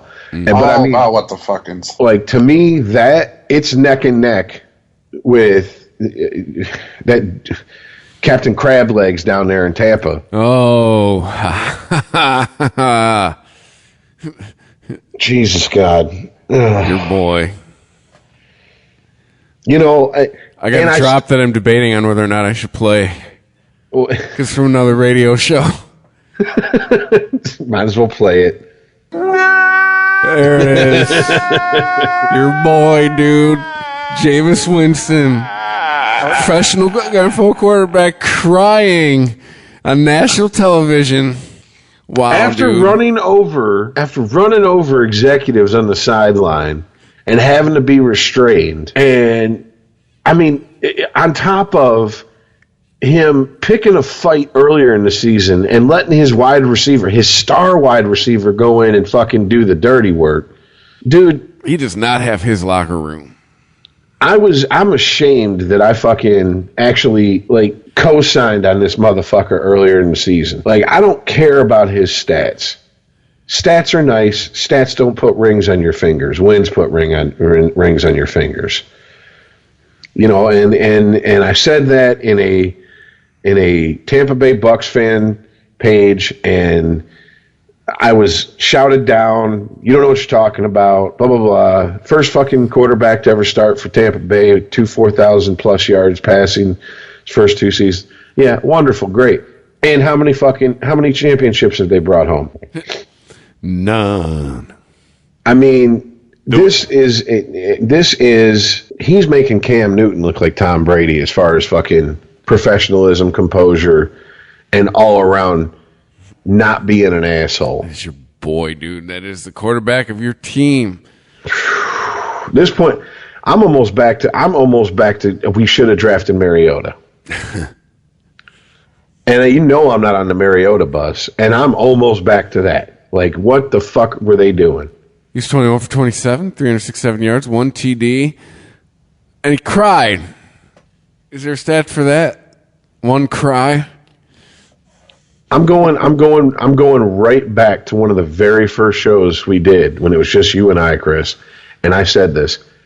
My concern with him being in Tampa, he's not far enough away from Florida and his college days. Shenanigans. He's still king shit. He never left his own yard. He is right in prime FSU country. He didn't have to go anywhere where he has to prove himself. Exactly. I mean, he's not in Jacksonville. He's not in Miami.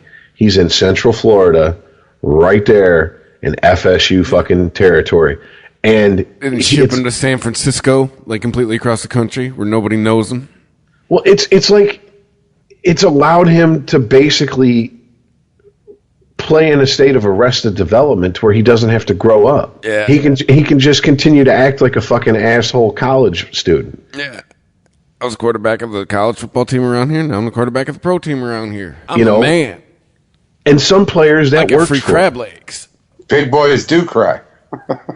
I mean, some players that works for. You know what I'm saying? I mean, some players, hey, I went to MSU. Now I'm playing for the Lions. I mean, that's a bad, but you know what I'm saying? Do we want to bring up Charles Rogers? No, not really. But you get what I'm saying. Or I went to UCLA, but now I'm playing for the fucking, the Rams, and it can work. It can work. It's happened, is what I'm getting at. I don't think it's working for him. And to be honest with you, I think that Hard Knocks was the worst fucking thing to happen because he got up there and fucking put on a show. He really did. He sold Famous the Jameis NFL. Show. Yeah, he sold the NFL on. He was much more mature, much more fucking of a leader than he really is. Because I'll be honest with you, if I'm Gerald McCoy is just too much of a nice guy. I mean, that's he plays a brutal game, but off the field, he's a nice guy. Gerald McCoy was crying the other week, dude, on the sideline. But see, I expect that out of McCoy because I know I know enough of his personality once you get him off the field to where he's a jokester and he likes to have fun and this and that. He's not the type of guy to go jerk a knot in Winston's ass, which is what needs to happen. Because if it ain't coming from McCoy, it definitely ain't coming from Dirk. Jesus Christ, we're talking about bringing Gruden back. Gruden Well, I'm didn't just saying, man, your whole team's crying. It's time to do something. Jerk somebody's not somewhere. Well, I mean, Jesus fucking Christ, you're going to bring Gruden back? Why? He never won a playoff game after he won that Super Bowl. And I'll make the argument the only reason he won that Super Bowl is because he went against his former team, like I just said not that long ago in this show, against his former team who didn't change their playbook up. That's why. Seam Sluggo, he got under center when they were practicing for the Super Bowl and ran it as a quarterback to the point where John Lynch was calling out the play before they even fucking got to the line of scrimmage. This is the play they're going to. Sluggo, just like we practiced. And what happened? Dexter fucking Jackson. Who? I don't know. Answer to a trivia question. Super Bowl MVP because he could constantly jump that route because he knew it so well. I mean, that's who you're going to bring back to coach? Unless Gruden's going to put on the fucking MMA gloves and beat the dog shit out of Jameis Winston in front of the whole team, I don't see what the fuck good bringing him back's going to do. Kick his ass. Seriously. Kick his ass. It's what someone needs to do. That boy needs to grow up. And somewhere's like, oh, he just called a black guy a boy. No, he's acting like a child. Cried like small boy. Look, I'm going to be honest with you. Look, I know that this isn't a popular sentiment in the alpha male chest thumping peacocking world of sports. I don't mind after a fucking horrendous loss, a blown opportunity at moving the season forward, whatever. If Matt Ryan would have cried after last year's Super Bowl, I'd have enjoyed a few memes and probably said a few jokes, but it'd have been understandable. What the fuck are you crying about?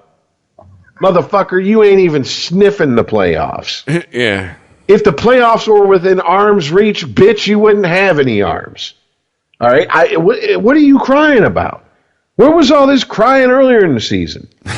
I mean, but, dude, to basically assault one of the people on his own team, to flip the fuck out on the field like that over a call, right or wrong, dude, show some composure, all right? I'm not saying you got to be fucking emotionless. You ain't got to be Eli Manning up there with that 1,000-yard fucking stare.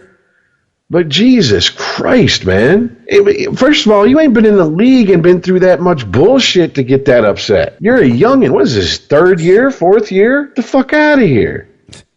Matthew Stafford should be fucking gunning motherfuckers down on the field then. He should just sit there with the fully automatic AK and just fucking mow down the entire fucking Lions team. And Winston's over here crying like he lost the Super Bowl. Motherfucker, you weren't even playing for the toilet bowl. What the fuck?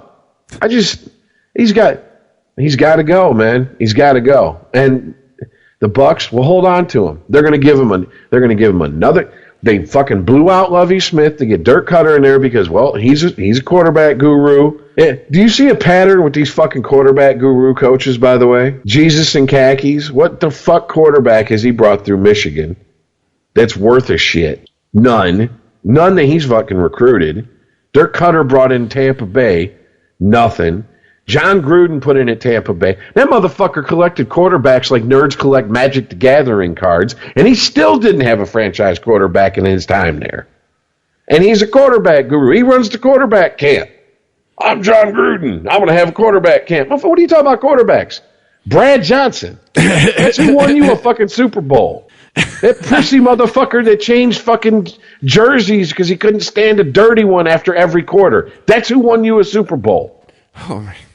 Fuck out of my face, man. I think that's a good spot to go into the picks. Huh? Well, before we do that, does it bother anybody else that Harrison is on the Patriots other than me? No. Nope. Okay. Ultimately, they cut him. If they knew he was disgruntled, then what you do is you set his ass and you wait till the season's over. Period. That's their mistake. You're bad.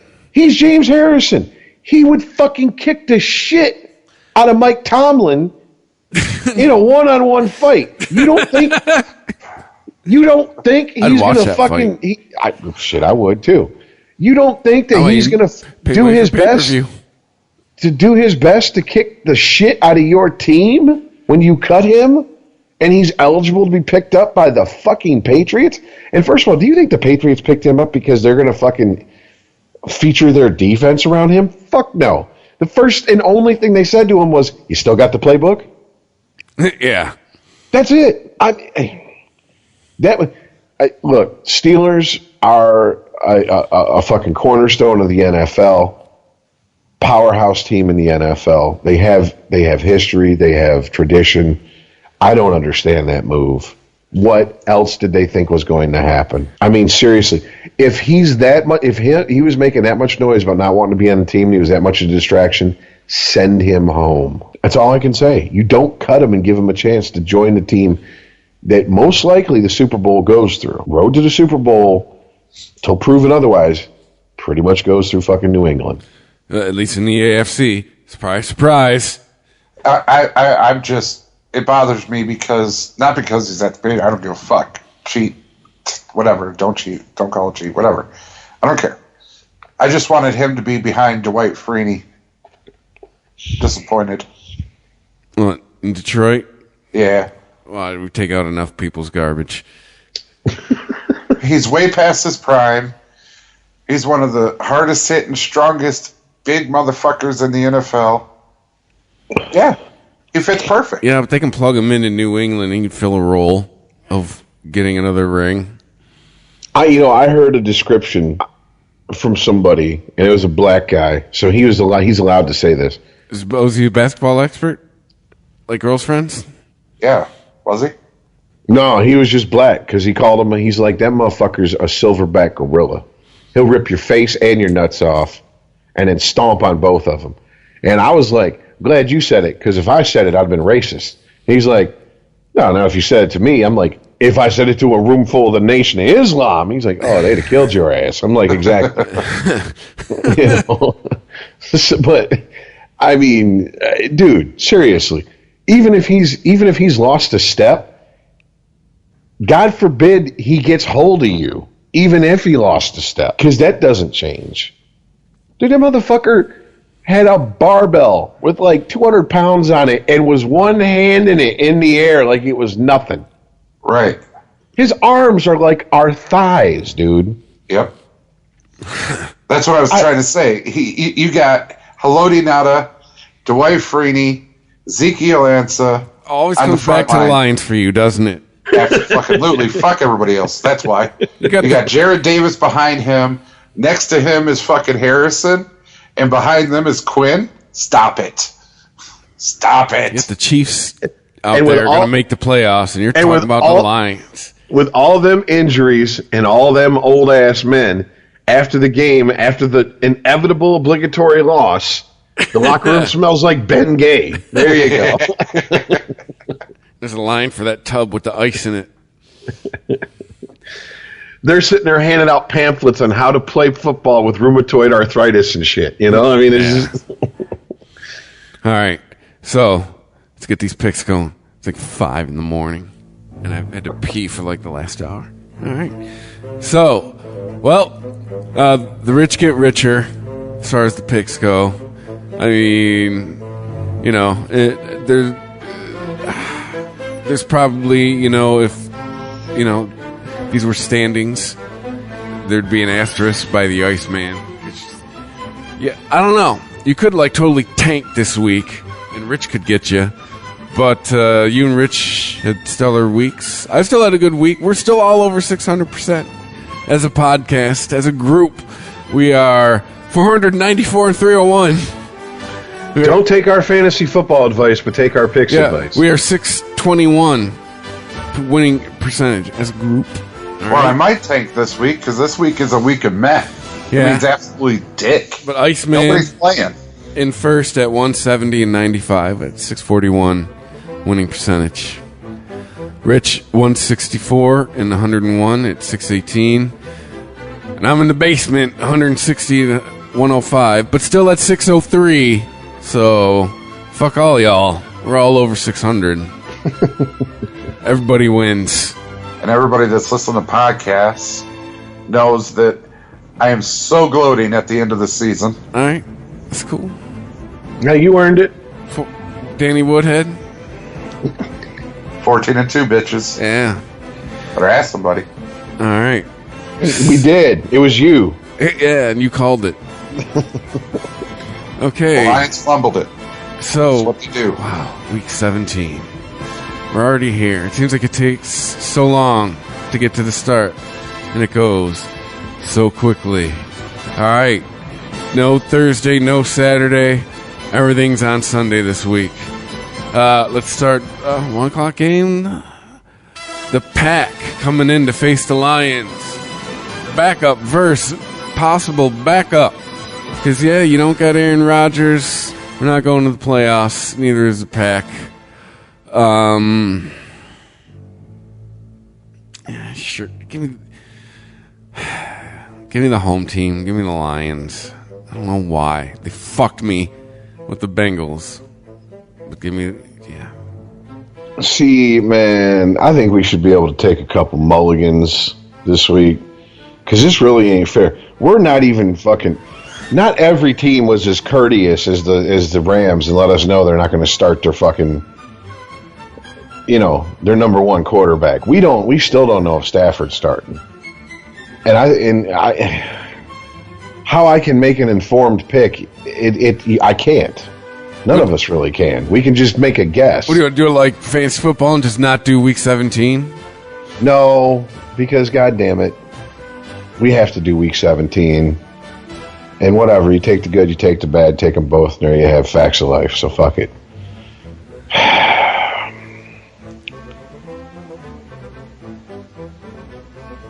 I gotta believe there's something going on in Green Bay that we're just not privy to for them to pull that fucking Aaron Rodgers move. And usually if there's some fuckery like that deep in the team, this late in the season, that usually means they're ripe for a loss. And the Lions are at home. This is the Lions Super Bowl right here. Beat the Packers twice in one season. This is to finish above 500, ladies and gentlemen. Give me the Lions. Yeah, even without Aaron Rodgers, they still have, all their good players, Randall Cobb and Jordy Nelson and number 52 on defense, Mr. Matthew. But none of it's mattered the whole season. Now, give me the Lions. All right. Next up, as I'm filtering through the matchups here, I'm going to go ahead and call it this week's shit show. The Texans at the Colts. 4-11 versus 3-12.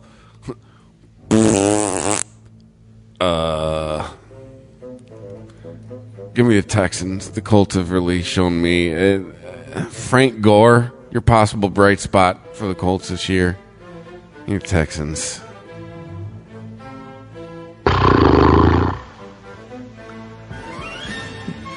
Yeah, the only reason I'd pick the Colts is just it's a divisional game and its pride's on the line. But I don't think Colts got that much pride this season. Give me the Texans.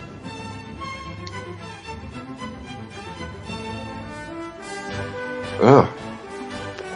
I know, right? This is what I'm saying.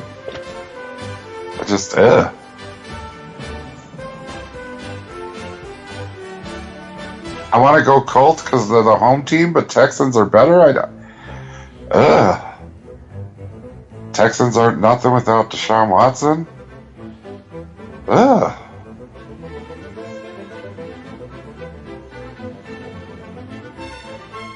Texans? Give me the Texans. I don't care. He's like, I got the season wrapped up as far as picks go. Should I put a question mark by that one? It's basically how you answered. Here's all he has to do to win. And motherfucker did go to college for 7 years, but he just doesn't have a PhD to show for it. He's not dumb. He just has to pick everything we pick. So if we win, he wins. If we lose, he loses. He keeps his fucking winning percentage. or not winning percentage, but he keeps his number of wins over us. So we're really being fucked here by picking first, but we've already established the rules. You had to beat me to change the order. Exactly, and we didn't, and so I'm not going to complain about the non-catch call, okay? We should have picked better, that we weren't in this position. Correct. Just saying, my rule was black and white. There it is. All right, next up, Vikings, Bears. Vikings at home. Fuck of the week. Yeah. Vikings are hurting on their backup quarterback. No, it isn't. Yeah, no, there's a couple. There's one coming. We'll get to that. Give me the Vikings. Yeah, the Vikings could run that tubby motherfucker who rides around on a motorcycle at quarterback, and I still think they'd win this game. Give me the Vikes. Just so you're aware, Rich, they fired him. Oh, did they? Was he a Trump supporter? Dispute. No, it was a contract dispute. He wanted $1.1 million. The Vikings told him to go get fucked. $1 million to ride a motorcycle around. To be the mascot. Mascot. Yeah, for 8 games. Uh-huh. That's good work if you could find someone dumb enough to pay you for it. You should have shot for the $500,000. I bet you could have got the $500,000, I bet. He tried to shoot for the moon. He didn't even get off the ground. They were like, I'm just saying. I understand going in there asking for $1 million, but when they go, no, you got to wait for the counter offer. You always ask for more than you want. Yeah, that's how you get the $500,000. No, they didn't even have a counter offer. They were like, get fucked. Bye. That's cold-blooded. Yeah, that was fucked up. All right, next up. Yeah, Vikings, by the way, absolutely. Patriots, Jets. Patriots at Foxborough. Doesn't matter if the GOAT plays or not. They're gonna win. Patriots. Yeah, Patriots. Patriots aren't going to let the Jets fucking win unless they fucking absolutely positively get shocked. Patriots. Yeah, it doesn't matter who plays, GOAT or no GOAT. It doesn't matter. Belichick isn't staying home. He's still going to coach, and that's what wins games. Patriots. I do love what he gave such a Belichick answer during his post-game news conference. So what about the game? We're playing the Jets next week. Okay, well, thank you, Bill. That's all yet. We're playing the Jets next week. That's what I'm here to talk about. Did we just meet, motherfucker? I'm Billy B. All right. You did not know me? Next game in Jersey. Redskins. Giants. Fuck the Giants. They fucked me. Give me the Redskins. Yeah, give me the Redskins. Oh, the Giants are all fucked up. Redskins. Dokey. Cowboys heading to face the Eagles. Cowboys are done in the playoffs. Eagles already clinched their division. First round bye. Yeah, but they have no choice but to start their backup. Yep, so give me the Eagles because they've already been playing their backup. He's already got practice. You know, that game last week with them and the fucking Raiders, that was like... wasn't pretty, but they got it done. Exactly. And especially it wasn't pretty concerning. That was the first fumble for Beast Mode all season long was in that game. Mm-hmm. 32 years old. I don't think that means a whole lot to. Not that he's putting up fucking Beast Mode numbers as far as yards, but Jesus Christ. That's some Mike Hart. That's a Mike Hart streak of not fumbling. Seriously. Yeah, but give me the Eagles.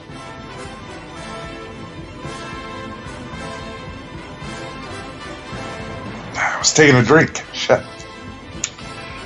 No, I gotta go Cowboys here, guys. Oh, look at you. No, Dak Prescott and Zeke Elliott have something to prove. The Eagles have nothing to prove. They have nothing to play for. and I know they're playing their backup, but I think they're going to play the backup to the backup eventually at some point during this game. I don't think Eagles are going to give 100%. I think, they barely squeaked by the Raiders, and they want to get rested for the playoffs. Beating the Cowboys it would be nothing for them. Look, man, I hear all that. I think you are seriously, seriously underestimating how much Philly hates the Cowboys. No, bro, I'm not. This is the city that cheered when Michael Irving had a career-ending injury. I got that. Threw fucking rocks and snow at Santa. No, I got all of that. Okay. All right. But the fans aren't playing the game. The fans aren't coaching the game. No, and Andy Reid, who cared about the fans more than he did the game, isn't coaching them anymore. I'm just saying those Eagles players and the coaching staff and anyone who sells concessions for the Eagles, anyone who even fucking smells like they work for the Eagles, have to leave the stadium and get out of Philadelphia at some time. That's what I'm saying. They go in there and fucking lay an egg. They better, even if they don't give a fuck about the game, they better act like they do. That's what I'm saying. But you go ahead and pick the Cowboys, dude. You're gonna have to pick against us 4 times and lose all 4 for me to even have a chance. So. No, Rich, it's not even about that. I'm serious. I think Cowboys are going to win. Okay. I think Dak and Zeke have something to prove, especially after what happened last week. Cool. To your credit, I think it's very possible that fucking Cowboys could win because these teams hate each other. And you're right. The Eagles, on paper, have nothing to play for. All right. Next up, the buttfuck of the week. Oh, this is going to be the Browns heading to Pittsburgh to play the Steelers. Yeah, Give me the fucking Steelers. You think Ben Roethlisberger is going to take the entire Browns team into the bathroom stall and do something to him? Mm-hmm. And then the backup will finish the game because Ben will need a Gatorade and a nap.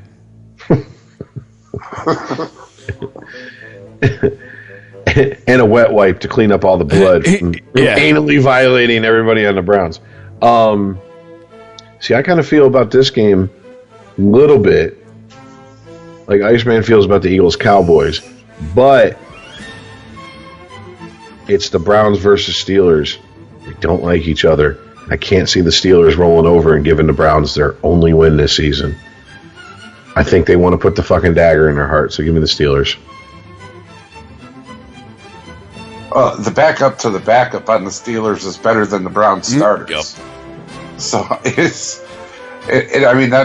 isn't a matter of anybody's rolling over. It just starting at quarterback, Iceman.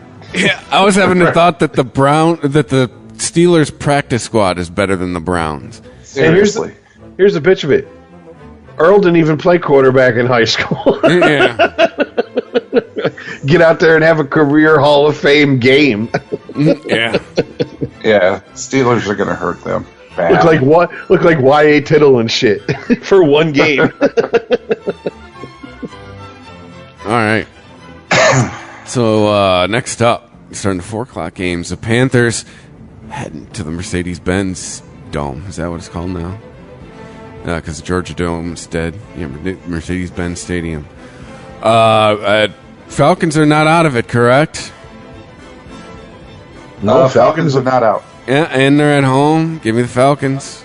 Panthers are already in the playoffs. They can afford to drop this one.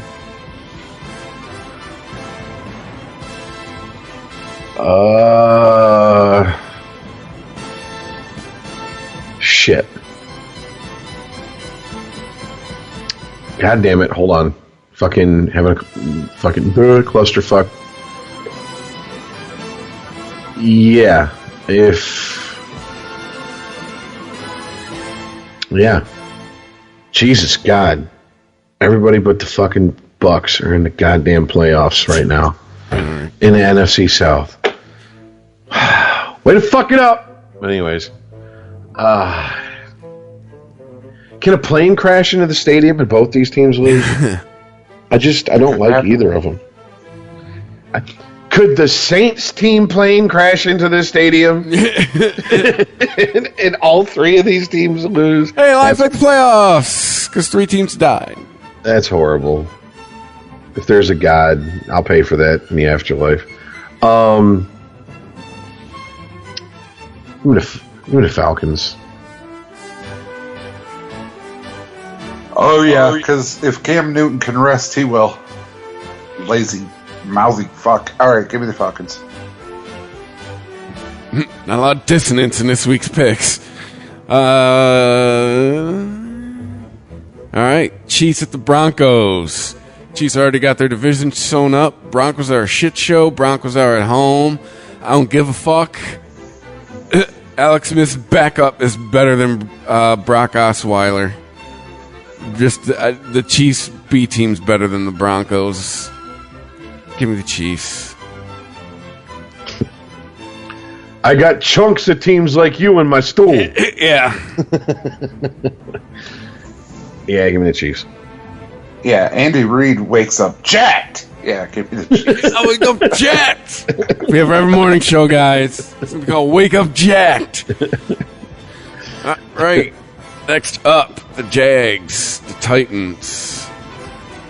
Titans playing for their playoff lives, I believe. The Jags, not so much. Oh, they're already a lock. Yeah, for some reason, give me the Titans. Because they're at home, too.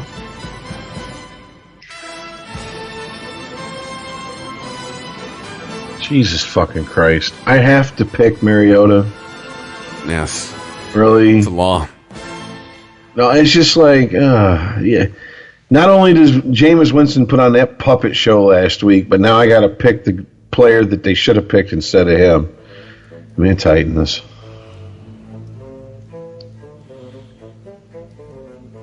I can't do it. I can't do it. Jaguars had the best defense all year. Minus, well, in fantasy they did anyway. No, I don't know what the fuck Jimmy G's on, but Marcus Mariota is not on it. So there's no fucking way I'm going to pick Titans over the Jags. I don't care if they are at home. I don't care if they were in their backyard. Earl's waking up jacked. Jacksonville. All right.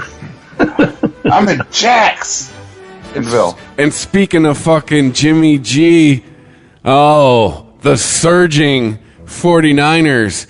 Yikes. Heading down the coast, hopping that. They're probably just taking a bus, making that 6-hour drive to L.A., taking on the Rams. Oh, guess what? Jared Goff's sitting for this one, so Jimmy G is going to finish the season undefeated. Give me the Niners. I'm right there with you. Yeah.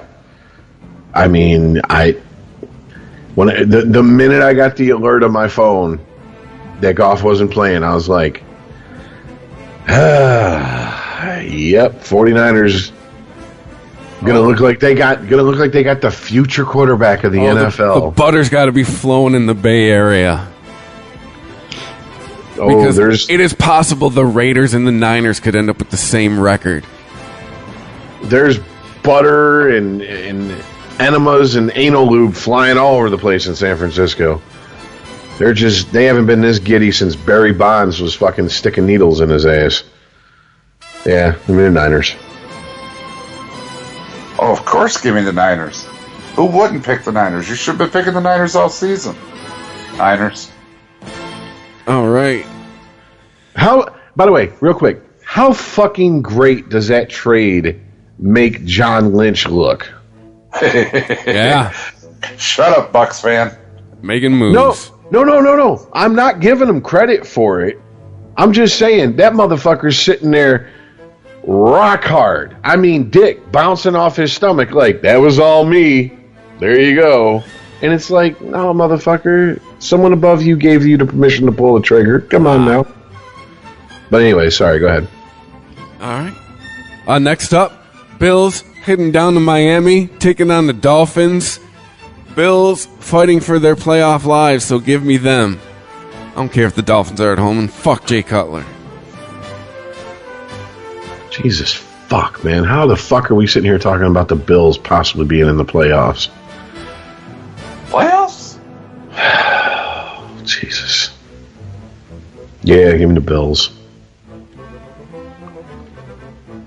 Boy, I love losing Super Bowls. Ha!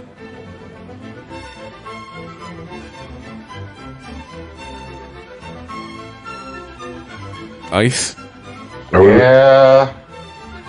I didn't know if you were pausing for dramatic effect or you were actually thinking. Fall asleep. Yes. All three. It's 5:30. Oh, God. Dolphins. Wow. It's wow. Dolphins. Dolphin.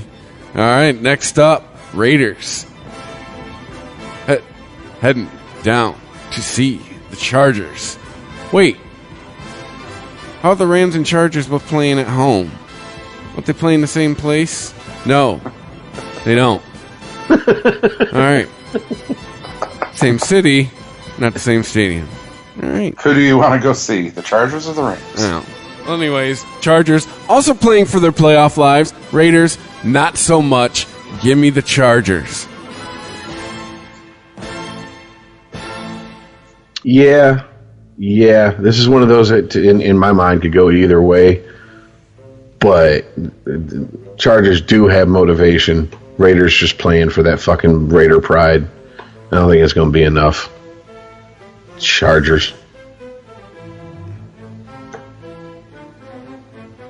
I have no idea. I mean, I literally have no idea. Hold on a sec. I got a quarter. Call it. Tails. Heads. You didn't assign something, dipshit. What are we supposed to do with this? Yeah. Chargers. Whatever. It's late. Chargers. All right. Next up, Cardinals at the Seahawks. Seahawks at home, the 12th man, fighting for the playoff lives. I've said it like 5 times. I know. It's late. Give me Seahawks. Yeah, man. Even with that fucking dissension among the ranks in that secondary. They still spanked Dallas. That's what I'm saying. Even if they don't like each other, they still show up to play. Gee, I wish my team had that type of fucking stick-to-itiveness. Yeah, give me the Seahawks. Yeah, Seahawks. All right. Oh, speaking of your team, final game of the year at home. Saints coming in. Playoffs locked. Bucks not so much. Drew Brees is back up. He's gonna beat your boy, the crier. Give me the Saints. Plus their defense is pretty good. Yeah, I have no reason to believe, none whatsoever, that the Buccaneers are going to pull this off. So, give me the Saints.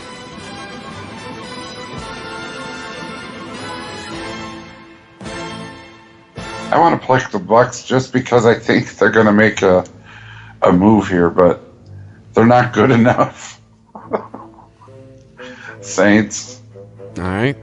Final regular season game. Bengals at the Ravens. Ravens are another team on the bubble. We'll use another cliche for the final one. For the playoffs, and they're at home. Give me the Ravens. Yeah, Ravens. Yeah, take your punk ass down there and get the whooping you should have got last week. Ravens. There you go. Our final regular season picks are in for the 2017 NFL season. Oh, it's always over so quickly. Unlike this show. Another 3-hour plus. But hey, we thank you for listening. And if you've listened this year, if you found us and you've been sticking with us, and you stuck with us to the end of this show, we thank you for listening. Make sure you follow us on Twitter at Sporgy Podcast. Email the show, sporgy@christophermedia.net. And fantasy football is fun. We'll do it again next year, and hopefully we won't have that bug that we had, and we'll have a few teams going, a few leagues going. And if you are inclined to, look up our Facebook page, give it a like. One of the things we're going to try to do in the coming year here is be a little bit more active. Yeah, but we need people to interact with on social media. So yeah, we're starting to make more content based, like a content machine. And I mean, hey, even if it's just to hop on there and tell us we fucking suck, that's fine. That's interaction. Yeah. But besides, Rich only sucks on Tuesdays and Thursdays. Wait, hold up. There you go. I was gonna say what? Don't tell me it stopped recording and you missed that awesome. Yeah, I know, right? Slam that he put on me. Yeah. So we'll just thank everybody for listening to 2017, and we'll see you next year. Oh, there we go. All right. Later. Later, guys. Peace out, y'all. If you like this show, please tell a friend. Please follow us on Twitter and like and share us on Facebook by searching for Christopher Media. You can subscribe to all ChristopherMedia.net shows for free on ChristopherMedia.net. Please make sure to rate and comment on all your favorite Christopher Media shows. Thank you in advance for supporting Christopher Media by clicking on the PayPal button and by clicking through to all the sponsors who support ChristopherMedia.net. Thank you for visiting ChristopherMedia.net, and thank you for listening. Thank you for visiting ChristopherMedia.net. Once upon a time in a convenience store, a woman asked, "Which zero-calorie drink will I like more?" The cashier said, "I have a thought. Coke Zero Sugar always hits the spot." The taste made her heart fill with laughter, and with her Coke Zero Sugar, she lived happily ever after. Coca-Cola Zero Sugar, unbelievably delicious. No trip to the store is complete without the unbelievably delicious zero-calorie taste of Coke Zero Sugar. Me, but also you. The Pharaoh fast forwards his favorite foreign film, Powder Donut. Okay, what's my line? The only line I see here on the script is get options based on your budget with the name your price tool from Progressive. Oh man, that's a tongue twister, huh? I'm sorry, I'm gonna need a few more minutes. Bulbous Walrus, the Bulbous Walrus. The Name Your Price tool, only from Progressive. The owl ran afoul of the comatose coxswain. Progressive Casualty Insurance Company and affiliates. Price and coverage match limited by state law.